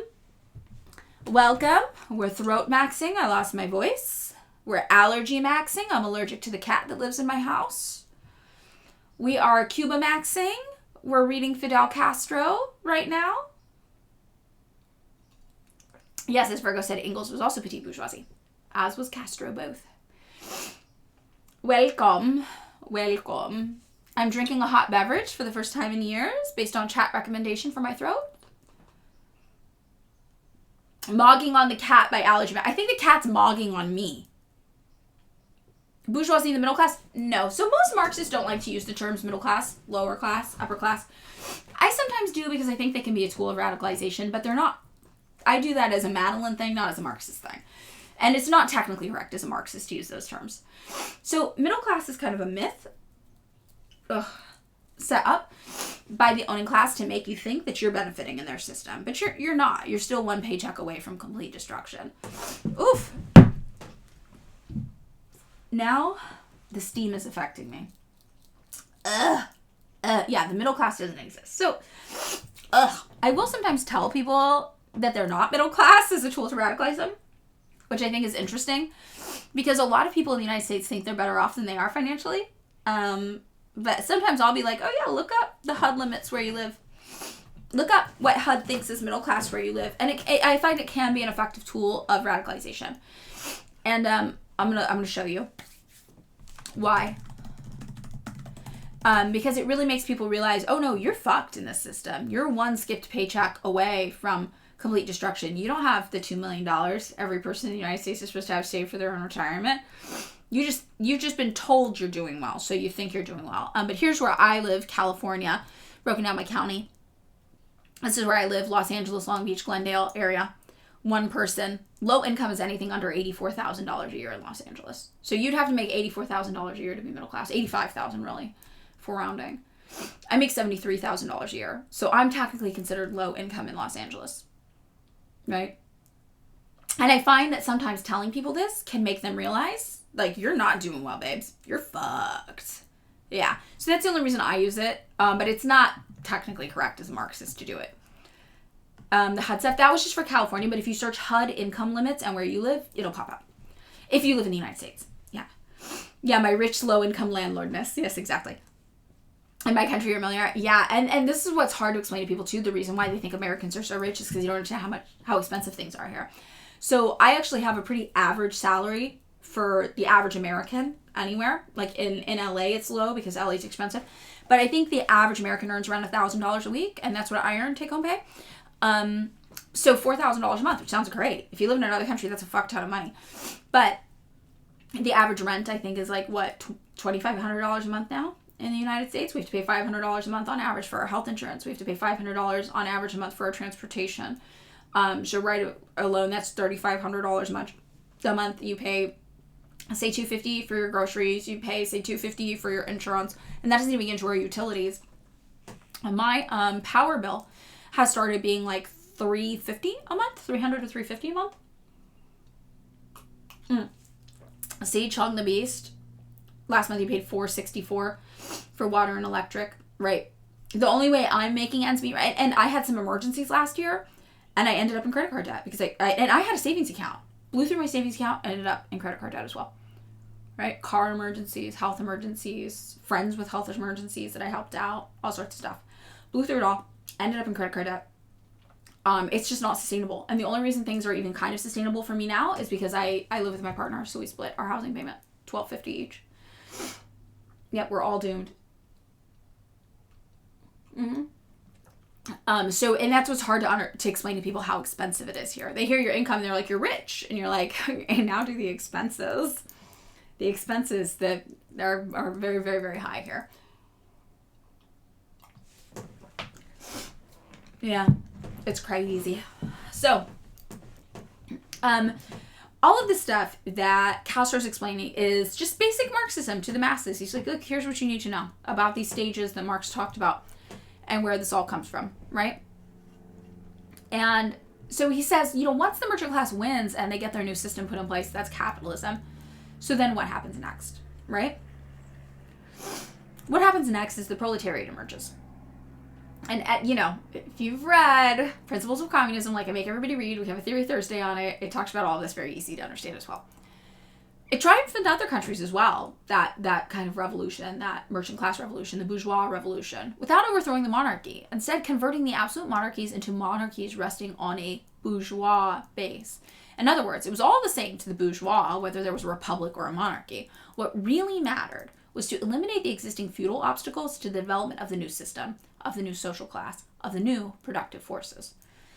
Right? So he's saying it doesn't really matter if you get a king or not. Who cares? The only thing that matters is you set up an economic system where people can do capitalism. That's it. And if we look at places like Spain, they've got a king. Oh my God, there's a cat hair literally floating in the air in front of me. Ugh, the death, the destruction. It doesn't matter. They're still able to do capitalism. The king, not so important in this combo. So he says, national states were set up, the ideal of a class, a vast market that it could sell to. So he says, I've been explaining all this pretty much my own way here, without the elegance of the teachers of the school of instruction. These were things that Marx discovered. He discovered that a new social class arose at that same time period called the proletariat. So where does the proletariat arise? He says from the development of this new means of production. The second the merchants win the revolution and they set up capitalism, they create a new class of people called the proletariat to work for them so they get rich. That's what he's talking about. Textile weavers gradually disappear from the cotton industry. Now all of a sudden, they're in textile workshops. New techniques of production lead to a steadily increasing concentration of the means of production into a few hands. Now all of a sudden, instead of having 100 guys making clothes at home, you got one guy making clothes in a factory in a city, and those 99 other guys are going to work for him, right? The workers begin to form associations, and a new class begins to take form, centered where? Around the factory.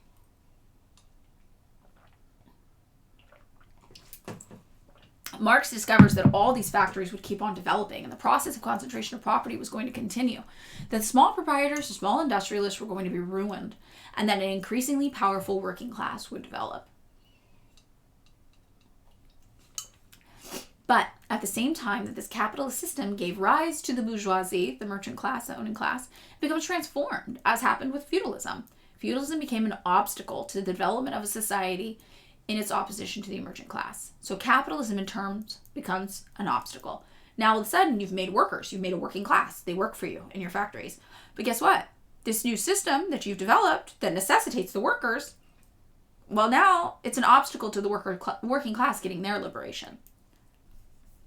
And this is what he's really talking about. What then are the characteristics of the capitalist mode of production? Waste, lack of planning, competition, squandering, failure to utilize all of the technical resources that we have. Capitalism is not an efficient system. One only need look at how many labubus are probably rotting in a landfill right now to understand that, right? And the thing I think about with the USSR, when we think about this, the inefficiencies of capitalism, remember the story, right, that Gorbachev came to the United States and was so shocked to see how full the supermarket shelves were. And the myth is that that's why he was like, we must dismantle socialism and do capitalism. But the reality is that people in the USSR were eating the same number of daily calories as people in the United States. And the United States found, unfortunately for us, we were really mad about it, that the USSR was actually having a healthier diet. So the same number of calories, but eating better. But the difference is that when you went to the grocery store in the USSR, all of the shelves weren't super, super full. They just had what you needed. They didn't have an overproduction. Meanwhile, in the United States, well, our supermarket shelves are super, super full, and we're not selling all of it. We're overproducing. We have massive amounts of food waste, even as some people go hungry here. So this is one of the inefficiencies of capitalism, and this is what Castro is talking about here. What are the characteristics of capitalism? Waste, poor planning, competition, squandering. It's not a very developed or intelligent system. It is a chaotic, anarchistic system.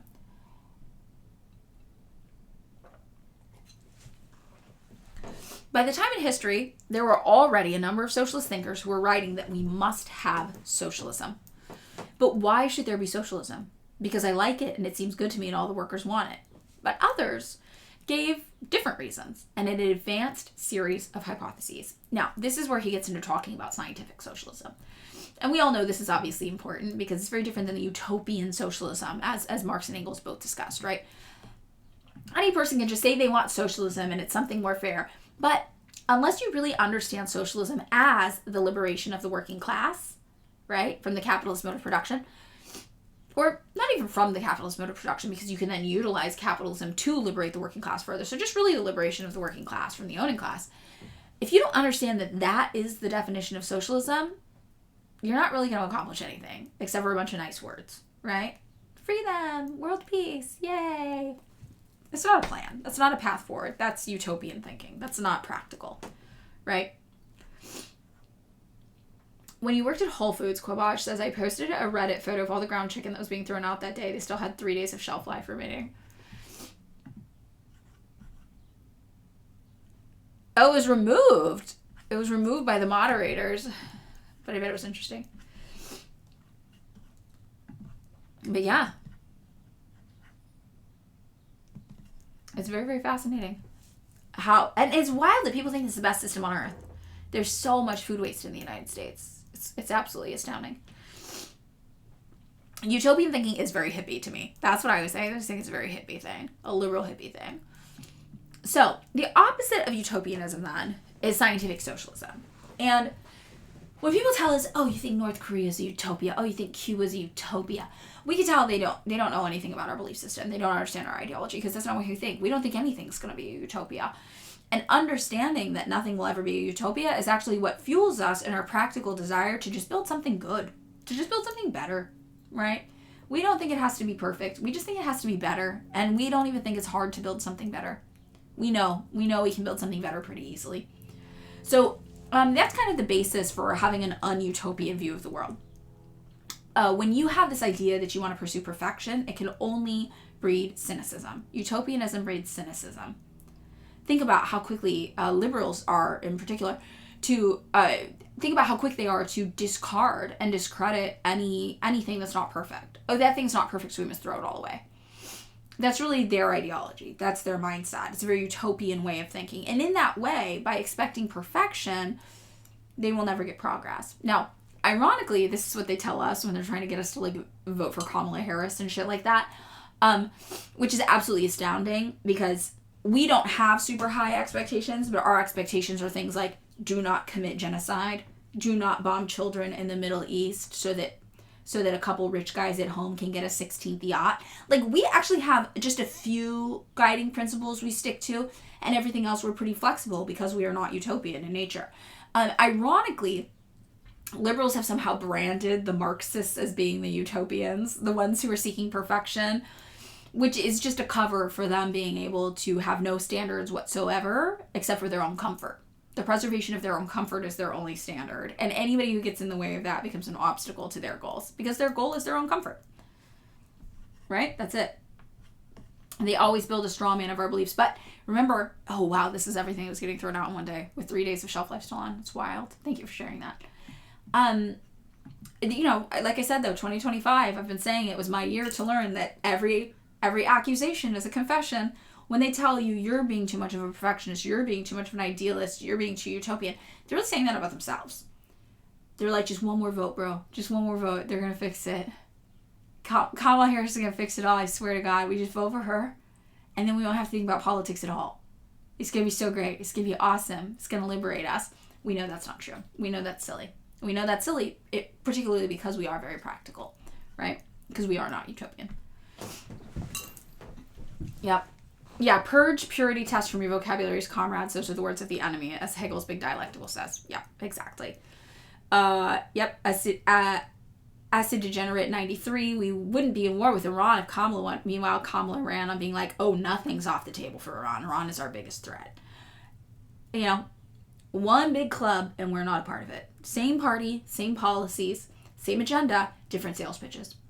Choosing Republican or Democrat just means choosing which sales pitch you like better. Very, very fascinating.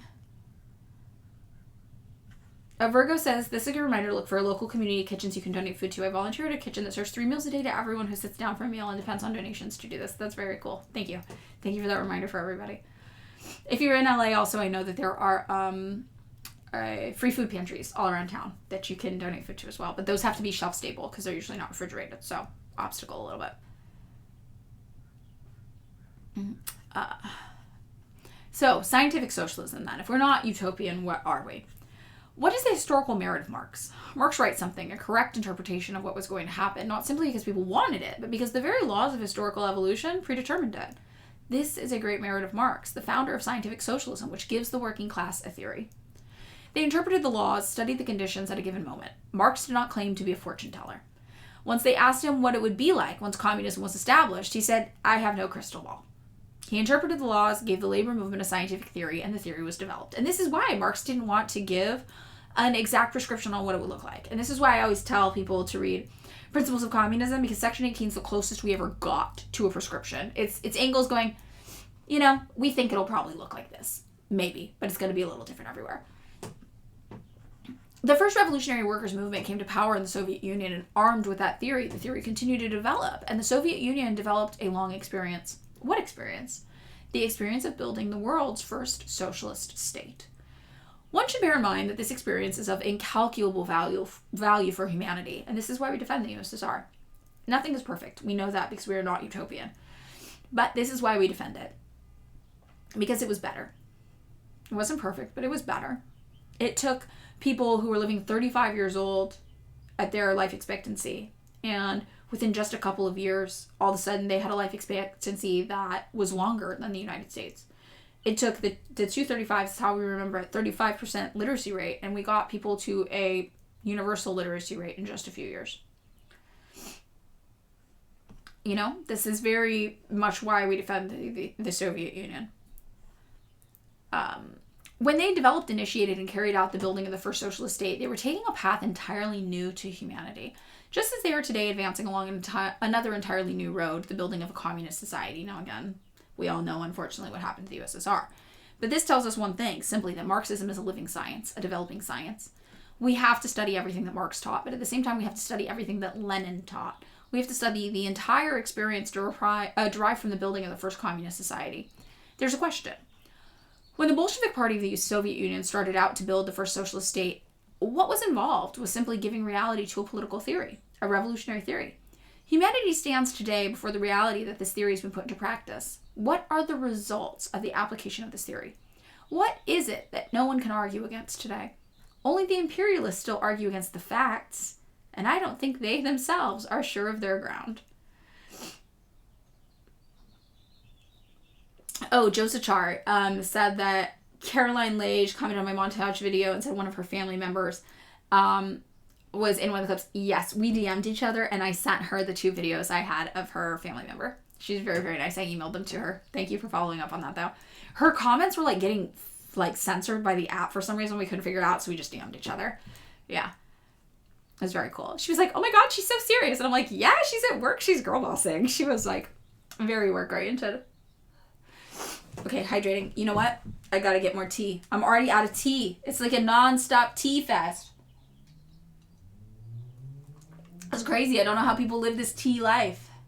It's insane. I'm going to finish up this section before I go to the next one, okay?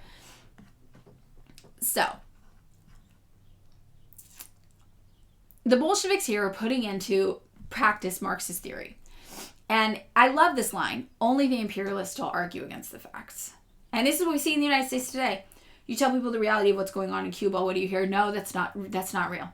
You tell people the reality of what's going on in Korea and the Korean Peninsula and the DPRK. They go, no, that's not real. You tell people the reality of what's going on in Iran. They go, no, that's not real. Why? Because they're imperialists. And imperialism is not based on facts. It is based on advancing the specialized interests of the ruling class, of just a few people. They must lie in order to make imperialism look beneficial to the rest of the world. Because it is not beneficial. And we know that. All they have are lies.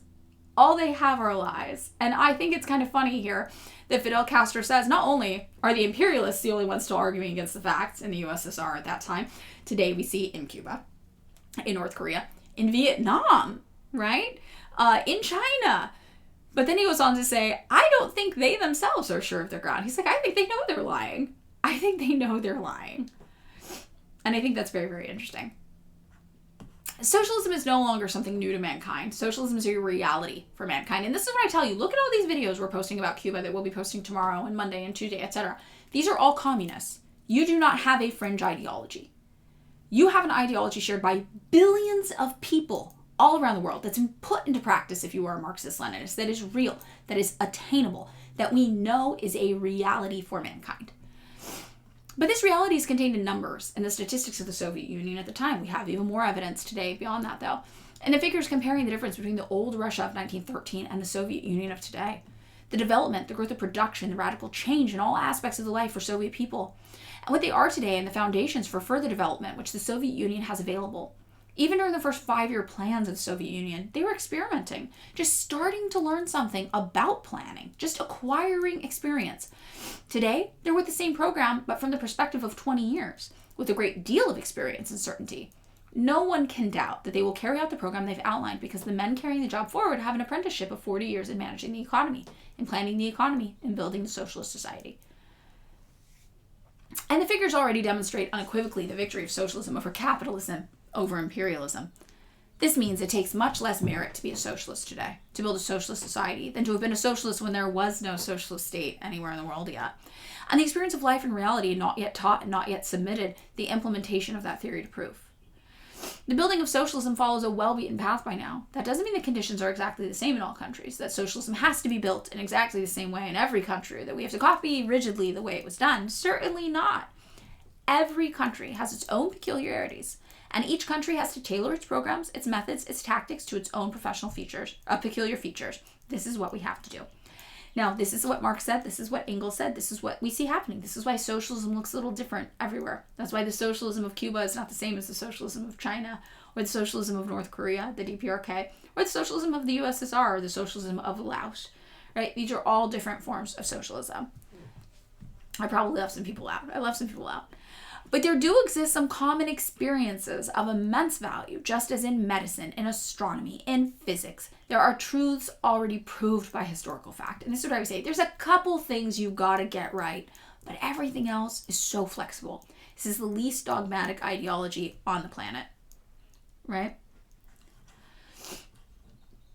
This is, of course, easy enough to say. However, in practice, the job is somewhat difficult. Okay. So, we're going to skip ahead a little bit. We're going to stop talking about the USSR, although this is interesting, and I do recommend you guys continue to read all of this. We are going to go ahead and we are going to get to the section of this text called Advantages over Capitalism. But first, because you guys have me drinking so much tea, for which I'm grateful, and I think it is saving my voice, I have to take a bathroom break, and I have to take a tea re-up break. But that's okay. We're going slowly. We're going to go a little longer today. It's 11:30 my time. That's when I usually stop, but we're not going to stop yet. So I'll be back in a second. Bathroom break, re-up on tea. 2 tea, double tea, I'm doing it.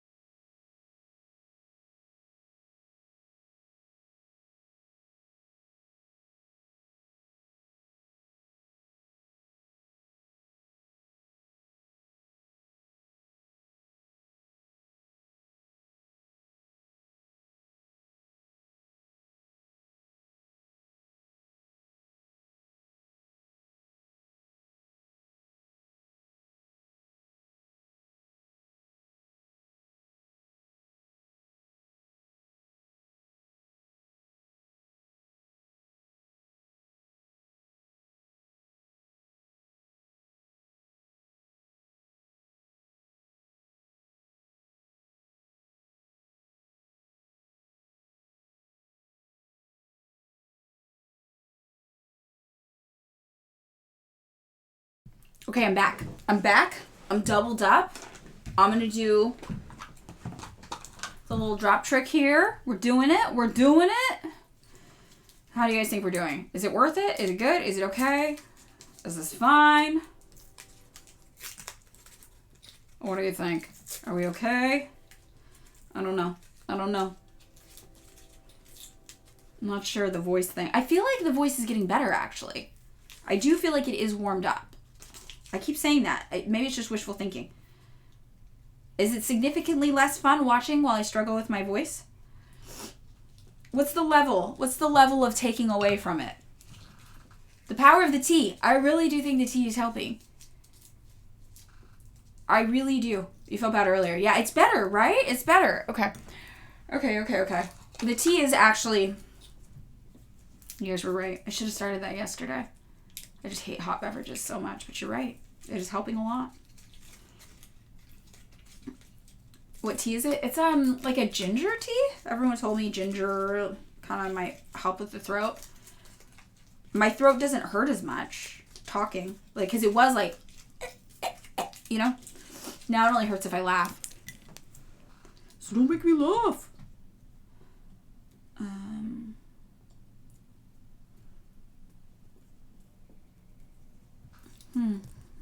Shouldn't overdo it. I'm not gonna overdo it.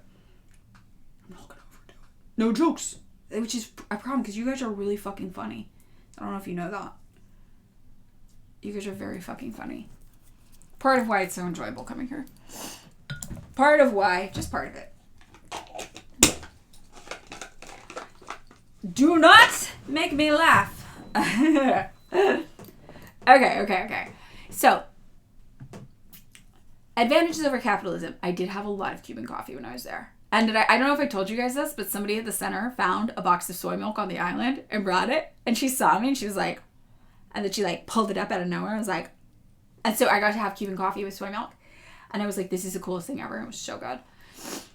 So good. You tried to do a roll call of communists while I was gone. There's only 7 communists here. How many people are in here right now? How many people do we have in total? Oh, how many people total? 286. 7 out of 286, guys. That's good. We're reaching the people we need to reach. More than 7. There's more than 7. 7 rounds up to 286. Okay. Ignore that. Okay. Also communists. Commie roll call. Do a poll. First time chat. Communists, identify yourselves. Now, the next part of this we're going to talk about, and look, again, this is everything I'm hoping to get through. We're not going to be able to get through it all today. So I'm going to read a couple more sections, and then we're going to stop, and we're going to pick it up again next week. But I want to get through at least half of it. That's my goal. And I know for a lot of us, this is pretty entry-level stuff, right? Castro is not saying anything we haven't read. We haven't heard Marx say himself. But it is interesting seeing his personal journey into Marxism and how he's eager to share that journey with the people of Cuba. And when you're in Cuba today, the reason why this is all so relevant is that, as I mentioned, they are a very politically literate and developed intellectually country. They know they're communists. They know why they're communists. They know what communism means. Even the people who aren't communists, they know what communism means. And it's because of this type of education. Now, advantages over capitalism. Surmounting all these conditions, it reached the present stage. This is talking about the Soviet Union, etc. Nobody will dare challenge the extraordinary technical, cultural, scientific progress made by the Soviet Union. I mean, we knew that here in the United States. They kicked our ass in the space race, right? Like, come on. I feel that would be an absurdity and a folly only of the blind not to see that in the scientific field, the Soviet Union has completely surpassed all capitalist countries. In the technical and educational sphere, it suffices to say, for example, that 3 times as many engineers are studying in the Soviet Union than in the United States. In housing, the Soviet Union is at present the world leader and has the lowest infant mortality rate in the world. Now, here in the United States, I'm also not sure if you guys internationally know this, we have abysmal infant mortality rates and we have abysmal maternal death rates, especially for Black mothers. Our maternal death rates for Black mothers are horrific. horrific. And our doctors here still believe a lot of deranged racist things, like that black people don't feel as much pain as white people. That's a thing a significant portion of American doctors believe. They don't take black mothers seriously when they think that something's going wrong with her pregnancy or a complication, and that's what leads to so many of them dying. It's very, very wild. The U.S. is truly a horrible place. It is very, very dystopian. So that's significant. The Soviet Union has the lowest infant mortality rate in the world at the time the speech is being given. The average lifespan is increasing. It's the fastest rate in the Soviet Union. All this holds true now at this stage and in the wake of all these vicissitudes. In other words, one thing has been definitely proved. The reality of history has fully demonstrated, has confirmed the doctrine of Marxism and Leninism. Socialist construction promotes an incomparably greater progress in society than does capitalism. The United States is growing at an annual rate of 2.5%. The Soviet Union, an annual rate of 11%. In 20 years' time, the Soviet Union will have surpassed with something to spare. Total United States production and in per capita production will have surpassed the United States at an even earlier date.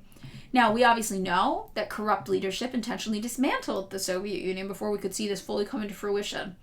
But where have we seen it actually come into fruition? China. We've seen it actually come into fruition in China. Okay, 93% of the chat is commies. You know, that's pretty good. I'm pretty happy with that. I like the 7% that aren't, but are still interested in learning. I think that's pretty cool. So in China, we see that they are continuing to kick our asses in all development, and they haven't even reached the socialist mode of production yet. They are still doing state capitalism as laid out by Lenin, right? Can the United States win in that competition? Can it compete with socialist countries? Not at all. They would have to give up capitalism to do it, and that still is true to this day. Can the United States win against China? Not at all. They would have to give up capitalism to be able to do that. They would have to give up private ownership of the means of production, private control of the circulation of finance capital, private ownership of land, of transportation. They would simply have to set up a socialist system. They would have to tell the American millionaires, read billionaires by today's standards, there will be no more throwing money around. They would have to tell the American millionaires, billionaires, no more underutilization of capital, no more unemployment. We will use all the means of production achieved by technology here, all the factories that have been built, and we will manage the economy of the country. We will plan it and plan its development, and we'll build the plants that we don't have. The only way they will be able to compete with the Soviet Union is with a planned economy. Look at China today, what they've accomplished with a planned economy, with rational investment of the entire national income. There is no other way. And this is exactly what happened, right? This is exactly what's happened with China. We cannot compete with them. Why? Because they've planned, and planning is far superior to the chaotic anarchy of the market under capitalism. In other words, the only way for the United States is to cease being imperialist and capitalist and become socialist. This is the truth. Oh, gifted subs! Yay! Thank you! So nice! To understand this now, at a time when we have the opportunity to read, to study, to appreciate all these facts, is of no particular merit. The absurd thing about it is that people should be so fenced in by a curtain of lies and prejudices that they are unaware of things that are basic historical truths. It is fairly easy and quite simple for our people to understand these things today. All the more so, since the capitalist system of production has reached its highest stage, the phase of imperialism, of colonialism, of exploitation of all peoples, creating starvation and misery. Where do colonial wars take place today? In the Portuguese and French colonies. Where do we see discrimination, persecution, hunger, poverty, cultural backwardness, all of this? In the colonies, the colonized countries, and in countries exploited by imperialism. So, the next section that we're going to talk about is revolution at the crossroads. Imperialism today is also the cause of starvation, of poverty, of underdevelopment of all of the people. Imperialism makes it necessary to spend hundreds of millions of dollars on armaments each year. Now remember, a lot of liberals think that just military does things is imperialism, or country does things and it's imperialism. This is not true. We know imperialism is the exportation of finance capital. However, in order to enforce that, it often includes the forceful acquisition of materials, of natural resources, of people as a labor source. And because those aren't things people are usually very happy about, you need the military to back that up. You need it, right? So imperialism makes it necessary to spend hundreds of millions of dollars on armaments every year. That's what we're talking about. This is not a system people voluntarily will acquiesce to. This is a system that needs to be backed up with brute force.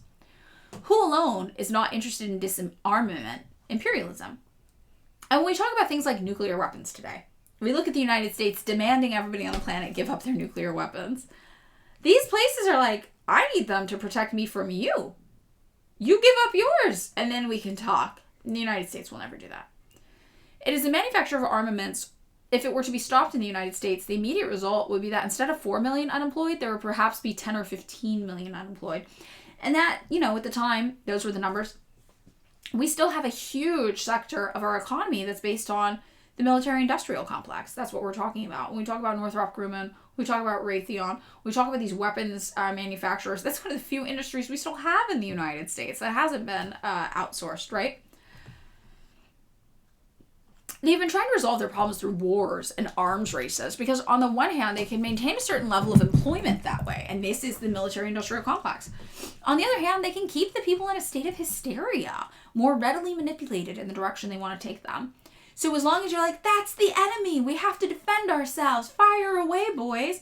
What do you have? You have an easily controlled population that's not focused on fighting you because we're focused on our enemies in Iran, our enemies in North Korea, our enemies in Russia, our enemies in Cuba somehow even. Cuba's been on a state-sponsored terrorist list, despite them never having actually threatened us in any capacity.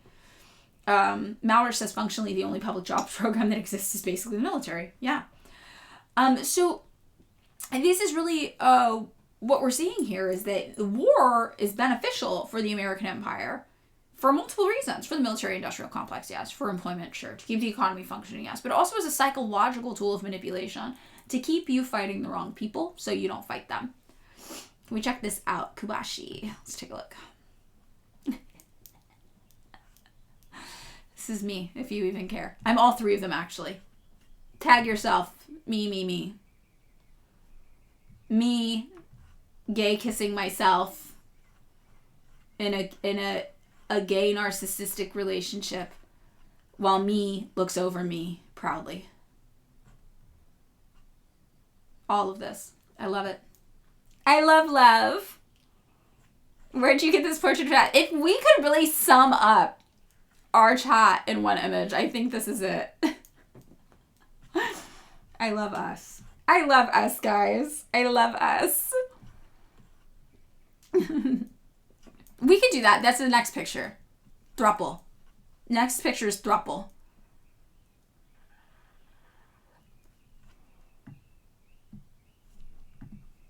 You might get it as a poster? You should. It's so good. So, Castro's saying they try to resolve their problems through wars and arms races because they maintain employment and they maintain hysteria amongst the masses, right? Anyone who honestly analyzes the state of affairs in the world will find that it is the imperialists, the capitalists who subject the world to the worst poverty. We see that in Cuba today, unfortunately, right? Look at the problems in Cuba. They're not caused by Cuba. They're caused by the United States embargo. A blockade so bizarre that even the UN, tools of imperialism and violence around the globe, are like, oh, fuck. That's a little intense, United States. You shouldn't do that. I mean, that's how you know it's bad. The UN is imposing a similar embargo blockade against the people of North Korea. And they're looking at what we're doing to Cuba going, that's a little much, though. It's pretty bad, right? Pretty bad. And he goes on and says, they create the worst poverty, the worst backwardness. They are simply the scourge of mankind. It is enough for our people to study what is happening around the world to become even more an enemy of imperialism, an enemy of capitalism, simply because of its world policy of exploitation and extortion, its policy of war. Now, when you talk to the average Cuban person today, they know this. They will look at you and say, we know you're not your country, and we stand with the people of the world. We are internationalists. We support the people of the world. And the reason is because we know we are all victims of American imperialism, American capitalism, and yet is why we all stand together. And that's really how they look at things, right? They stand with all of us. The people of Cuba, if you were in the United States, they stand with you. And I said this in one of my videos. I was like, they know we have the same common enemy, and it is the United States government. It is the capitalists. It is the imperialists. They really internalized this message. And it is the guiding way that they engage with internationalism. It's very apparent in how they live their lives. We didn't have to look around the world to find it, right? You just look around and you see it. It's there. And he says, when the revolution came to power, there were two roads for it to follow: to stay within the framework of existing social order or go forward. To remain within the capitalist system, within the imperialist orbit, within the criminal policy of imperialism in the Western Hemisphere and Asia and Africa, the same policy that embraces a Franco in Spain, an Adenauer, a Chiang Kai-shek, which embraces all the military dictatorships, all the French colonialists in Algeria, or to our place, this place where the country actually belongs, on the side of the exploited people, on the side of the oppressed people, on the side of the colonized people. What he's summing up here is why we believe in a vanguard party under Lenin. The people who have a revolution are not always going to be the vanguardists, the communists. The revolutionaries are often the masses. And once you have a revolution, your revolution can go many different ways. The place where the vanguard party steps in is to say, hey, love your revolution. Let's make sure we channel this new government into something that actually is different, that actually does solve these problems, that actually does help people. And that is exactly what Castro did. Castro was both the revolutionary and the vanguard, right? He didn't know it at the time, but he became that, which is very, very cool.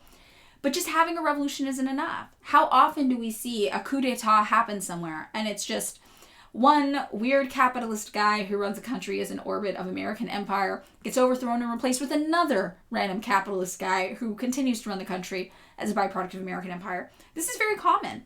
And this is actually what the United States thought might happen in Cuba. That's why when Castro overthrew Batista, the United States within 7 days recognized Castro as the legitimate leader of Cuba. They were just like, all right, doesn't make a difference to us. Just a different guy in there, that's fine. They didn't realize that Castro was leading an anti-imperialist revolution. Turkey springs to mind. So we see this all the time. We see this everywhere. And this is what Castro's talking about. Okay, you had a revolution. Your job's not done. And this is what we saw Stalin talking about when we did our Theory Thursday on Stalin. You had a revolution, that's great. And now the work begins to make sure that your revolution is for something, that it matters, that it changes things, right? I also like that he talks shit on Chiang Kai-shek. Throw him in there. Our nation, seeing things clearly, could never have accepted a place alongside France, alongside Franco, alongside Chiang Kai-shek, at the side of the imperialists against the South Vietnamese who were fighting for their independence, at the side of Portugal against the Angolans, at the side of Romulo Betancourt against the Communist Party, against the MIR movement of Venezuela, an independent revolutionary leftist mass movement in Venezuela, at the side of the Somozas, at the side of any of those regimes. For despite the fact that the propaganda of imperialism pretends there are differences, the great truth is that the policy of imperialism was exactly the same in Spain as in Nicaragua, as in Cuba. In Cuba under Frio, in Venezuela the same under the Perez Jimenez as under Betancourt, in Peru the same under Odria as under Prado. Oh, screen share, sorry guys, thank you. Thank you. Viewing the march of world history, viewing the great efforts of all the people making freeing themselves of starvation, poverty, exploitation, colonialism, discrimination, such as the struggle of the people of Asia, of Africa, of Latin America are waging, we could never, in all conscience, be on the side of imperialism. It is possible that some people stuffed with the Reader's Digest, Yankee Films, Life magazine, the UPI, and AP News services, which have told so many lies, may be led to believe that the policy of the United States was correct, noble, humanitarian, as they try to make out. Now, today, what's the equivalent of this? Who are the people around the world who look at the United States and go, maybe that'll be better. Maybe we give up our socialism, our revolution, and we just do what the United States is saying. What are they looking at? They're looking at Cardi B. They're looking at Bad Bunny, right? They're looking at Instagram. Not TikTok. They can't get access to TikTok in Cuba. But this is what they're looking at. And they are seeing the version of the American dream that we market and sell to the rest of the world. It's not the reality of what it means to be American for most of us. When I was in Cuba and I looked around, I said, this doesn't look that different than most parts of Fresno, California to me. The conditions aren't that different. But it's better in Cuba in many ways because they have the amazing healthcare system that they have, the amazing education system that they have, right? You look around, the reality of life for most Americans, it's not particularly great. There are some people who benefit immensely, who live lives of great privilege. Here in California, we have tens of thousands of homeless people sleeping on the streets. In the United States in general, we have almost 1 million people sleeping on the streets. So this myth that we're exporting, under American capitalism, you're all going to be like Cardi B, that has replaced Life magazine. That is the Yankee films of our generation, right? This is what it is. There are no middle roads. And I think this is kind of a dig at third wayism, but, let's get into it. For anyone who does not see that our country had to choose between two policies, either the policy of capitalism, the policy of imperialism, or the anti-imperialist policy, the policy of socialism, we must point out that there are no middle roads between capitalism and socialism. Those who persist in thinking they can find some third position have fallen into a really false and really utopian position.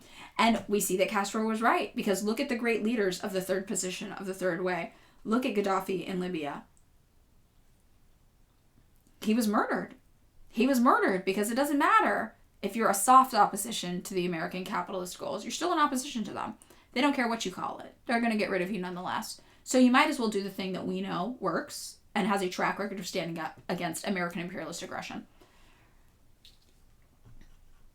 This would be the equivalent, he says, to blindfolding oneself. It would mean becoming an accomplice of imperialism. It's perfectly understandable that anyone who remains indifferent to the struggles of the Algerians is an accomplice of French imperialism. And I really want to hammer this home. Anyone who remains indifferent to the struggle of people fighting off imperialism, they become accomplices of the imperial aggressors. That's important for us to remember. You don't get to both sides it. You don't get to middle road it. And this is why, not to hammer this point home too much, but I've got an axe to grind with this. This is why you don't get to say, oh, that country, they have a dictator. But I stand with the people, not the government. Fuck you when you do that. Fuck you. You make yourself an accomplice of the American imperialist agenda.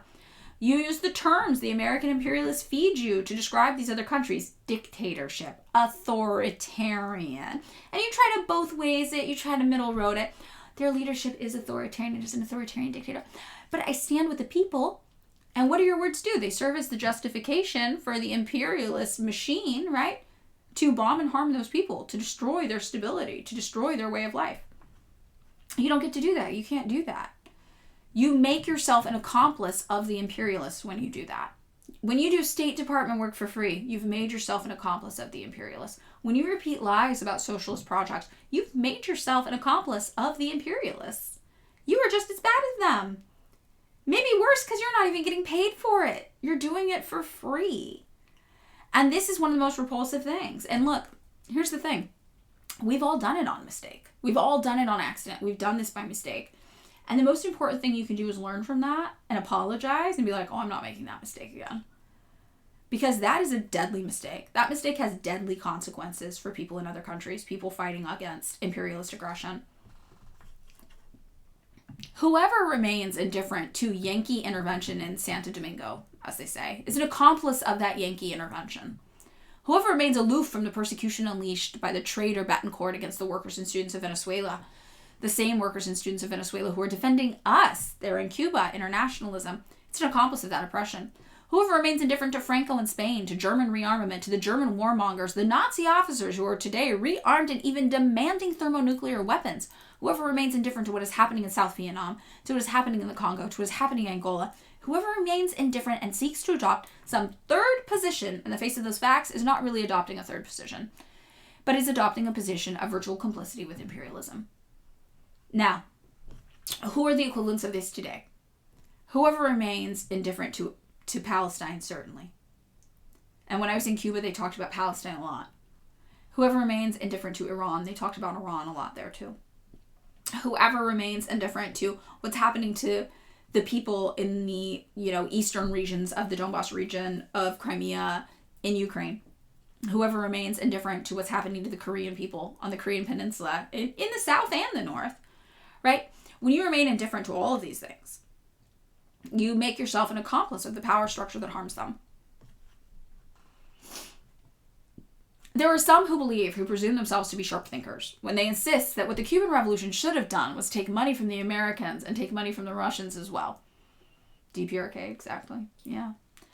That is to say, there is no lack of people who preach such a repulsive, cowardly, cheap, and vile political line. what they're saying is this: sell yourself. Sell the country as if it were a piece of merchandise to the imperialists. Take handouts from imperialists while scaring them with the threat of friendship with the Soviet Union. Be a blackmailer. There were those here who peddled this line of blackmail. But how to blackmail? How would they carry out that line of blackmail? There was no room for that. To have done this would have meant to remain in the status quo prevailing in the country, to respect all the interests of imperialism here.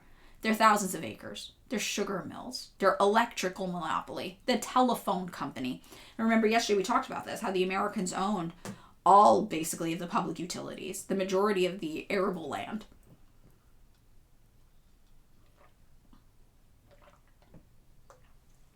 Their control of our foreign and domestic trade and our banks, imperialism. On the other hand, any country that decided to free itself from the monopoly grip of North American business, that decided to carry out agrarian reforms, even minor land reforms we see, that decided to run its own industries to carry out an independent policy would have to take an anti-imperialist position.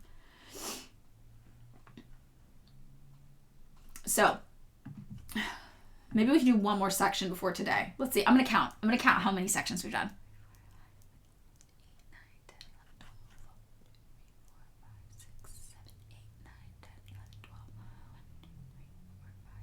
Oh my god, I should technically be doing 3 more sections. We can do 3 more sections. They're pretty short. I would say that this text by Castro is longer, but you could just as easily recommend this to somebody as an entry-level read. It covers so much comprehensively about Marxism and imperialism and what we stand for. The reason I hesitate to recommend it as an entry-level read is because there are so many specifics to the Cuban situation, and I think when people don't understand those references, they kind of get turned off, right? But there is so much here that any entry-level Marxist can learn from. And I think there are quotes here that we can pull to back up certain ideas and phrases without presenting the text in its entirety for people to get bogged down and be like, well, I don't know what's happening in Angola, so I'm just going to ignore this all. Right? And you're like, well, you don't need to understand what was happening in Angola specifically at this time. So just ignore that, but let's focus on this block of text. It's very, very easy to read. Yeah. Smash Ultra says, I love how much Castro loved to yap. Me too. And for those of you who don't know, he's notorious for giving very long speeches. He would go out in the rain and be like, yeah, I'll talk for 6 hours. Let's just go. Let's do it. Very cool. I just choked. Yeah, we're good. Okay. So, the next section is, there are no middle roads. Did we already read this? Oh, we did. Oh, we did better than I thought. We don't have that many more to do. We're doing great. We're doing better than I thought. Yay, I just didn't mark it. Let me organize this really fast to make sure next week we get it going on. We know exactly what we're doing. I'm going to actually, look, I've got my notes. I'm planning it. I'm plotting it. I'm going down to next Thursday. I'm going to put in all the stuff we're not reading. And then we're going to finish up these 3 sections. Lesson plan core. We're doing lesson plan core. So, treason or revolution? Yeah, imperialist shenanigans is what was happening in Angola. Exactly. And I do have a lot of content about Angola that I filmed. One video I definitely still kept from the Victor Drake talks, which are very, very, very interesting. I wasn't sure if I was going to show them or not because they're not so much about Cuba other than to express the internationalism of Cuba. But I do have access to that, so maybe that'll be like a bonus one day we'll just throw in about Angola. In other words, either the revolution was not revolution or there had to be betrayal. The revolution had to choose between both of these terms, betrayal or revolution. And we who remember the men who have died for the revolution, who remember our fallen comrades, as any revolutionary members who fell, those who fell, from Gutierrez to Martinez Villena, although Martinez Villena actually did not die murdered, but died as a result of the disaster of that fight, of Melilla, of all those revolutionaries. They who thought not of the revolutionaries of today, they who thought of Martí also had a brilliant vision. Now, José Martí is considered the national hero of Cuba. I consider reading some José Martí. But Martí, he is more of like a poet. He writes like poetry. He writes in very like flowery prose. But he was always fighting for Cuban liberation. At some point, you need to see Black Ops Call of Duty Zombies lore and see the parallels of pro-socialism and communism while drawing attention to imperialist war campaigns. One map is literally called Resolution 1295 based on the surface and underground. Oh, interesting. My smoke alarm, sorry, yes. I'm never going to fix it. It'll be that way forever. So he goes on to talk a little bit about Marti. He says, what is the merit of Marti? What makes us admire Marti? Was Marti a Marxist-Leninist? No, he was not a Marxist-Leninist. Marti said of Marx that since he placed himself on the side of the poor, he had all of his sympathies.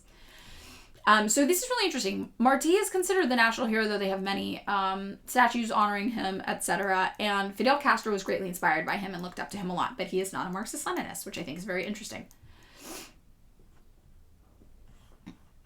Because the revolution of Cuba was a revolution of national liberation against Spanish colonial power, it was not a revolution that was a social struggle. It was a struggle for national independence first. And even at the time Marti said of Marx, since he placed himself on the side of the poor, he deserves my respect. And what other vision did Marti have? An equally brilliant vision in the year 1895. He had the vision of North American imperialism when North American imperialism had not yet begun to be imperialism. That is what you call having long-range political vision. North American imperialism began to develop vigorously from the time of the intervention in Cuba, during which it practically seized the wealth of the country, seized Puerto Rico, seized the Philippines, and launched the imperialist stage of the North American capitalism. Marti foresaw, in 1895, the development of the United States as an imperialist power. And he wrote and alerted the people against it and spoke out against it. See how brilliant a revolutionary Marti really was to grasp the development of imperialism in 1895, when it had not yet begun to manifest itself as a world force. And then we must think of all those who fell, all who died, all who fought. What did they fight for? So the electric power company would keep on being a Yankee company? So that the 18,000 caballerías of Atlantic Gulf would keep on being 18,000 foreign-owned caballeries? I don't know. These are different words. I'm not sure exactly. But acres measurements. So that our peasants would keep on being landless in hunger and misery? So that the banks would continue being foreign properties, so that our country would again be drained of hundreds of millions of dollars every year, so that there would continue to be 1 million illiterates in our country, so that the peasants would remain without schools, without hospitals, without homes, living in shacks and slums, so that our people, 50 years after it supposedly won independence, would continue under those conditions. Now think about that today. Think about the people you know who defend American capitalism so fervently. And a lot of them, it's going to be tricky in the United States political landscape. And I know a lot of you guys aren't from the United States, so imagine this in your own countries. Well, I'm American, so I give the American lens, obviously. But the people who defend capitalism wherever you live, think about them. What are they defending? What are they fighting for? I think about this here in the United States with our Democratic Party, right? The softer arm of American capitalism, imperialism, and how ardently liberals defend it here. What are they defending? 1 million people homeless in the United States? A bombing campaign against the people of Iran? A blockade against the people of Cuba? Massive propaganda campaigns to discredit and do retroactive genocide apologia against the people of the DPRK, of the Korean Peninsula? Why? Why are they defending this?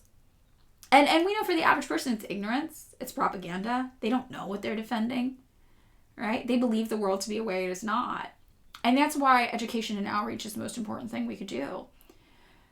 Unfortunately, one of the things I noticed about Palestine in particular, somebody earlier in the chat said Palestine is a litmus test, and somebody was like, Palestine can't even be the litmus test anymore. I understood what both of those people meant.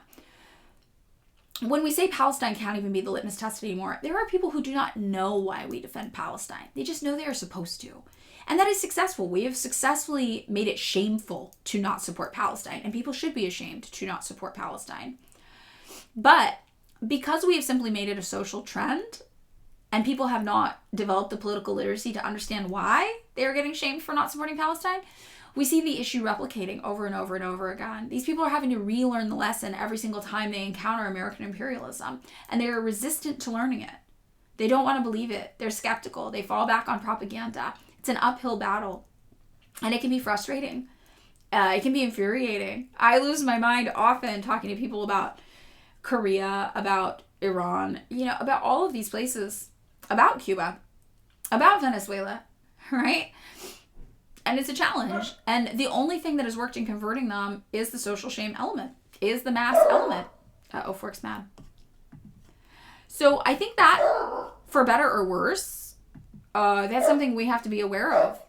We have to make it socially unacceptable for these people to hold the beliefs they have. Because a lot of them aren't learning. They're just doing what they think they're supposed to do.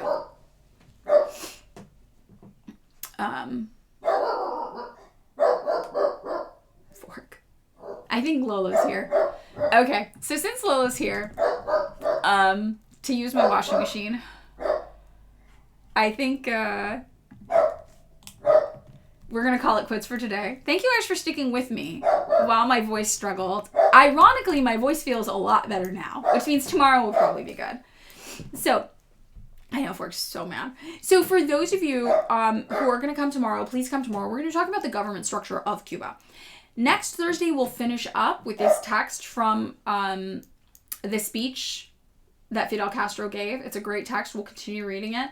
But we're going to take a little break to focus more on the trip I made to Cuba, the things I filmed, and tomorrow we're going to see 6 or so really, really good videos, maybe more even, that I filmed of people in Cuba talking about how their government runs. I've seen a lot of people spreading weird misinformation about how their government is structured.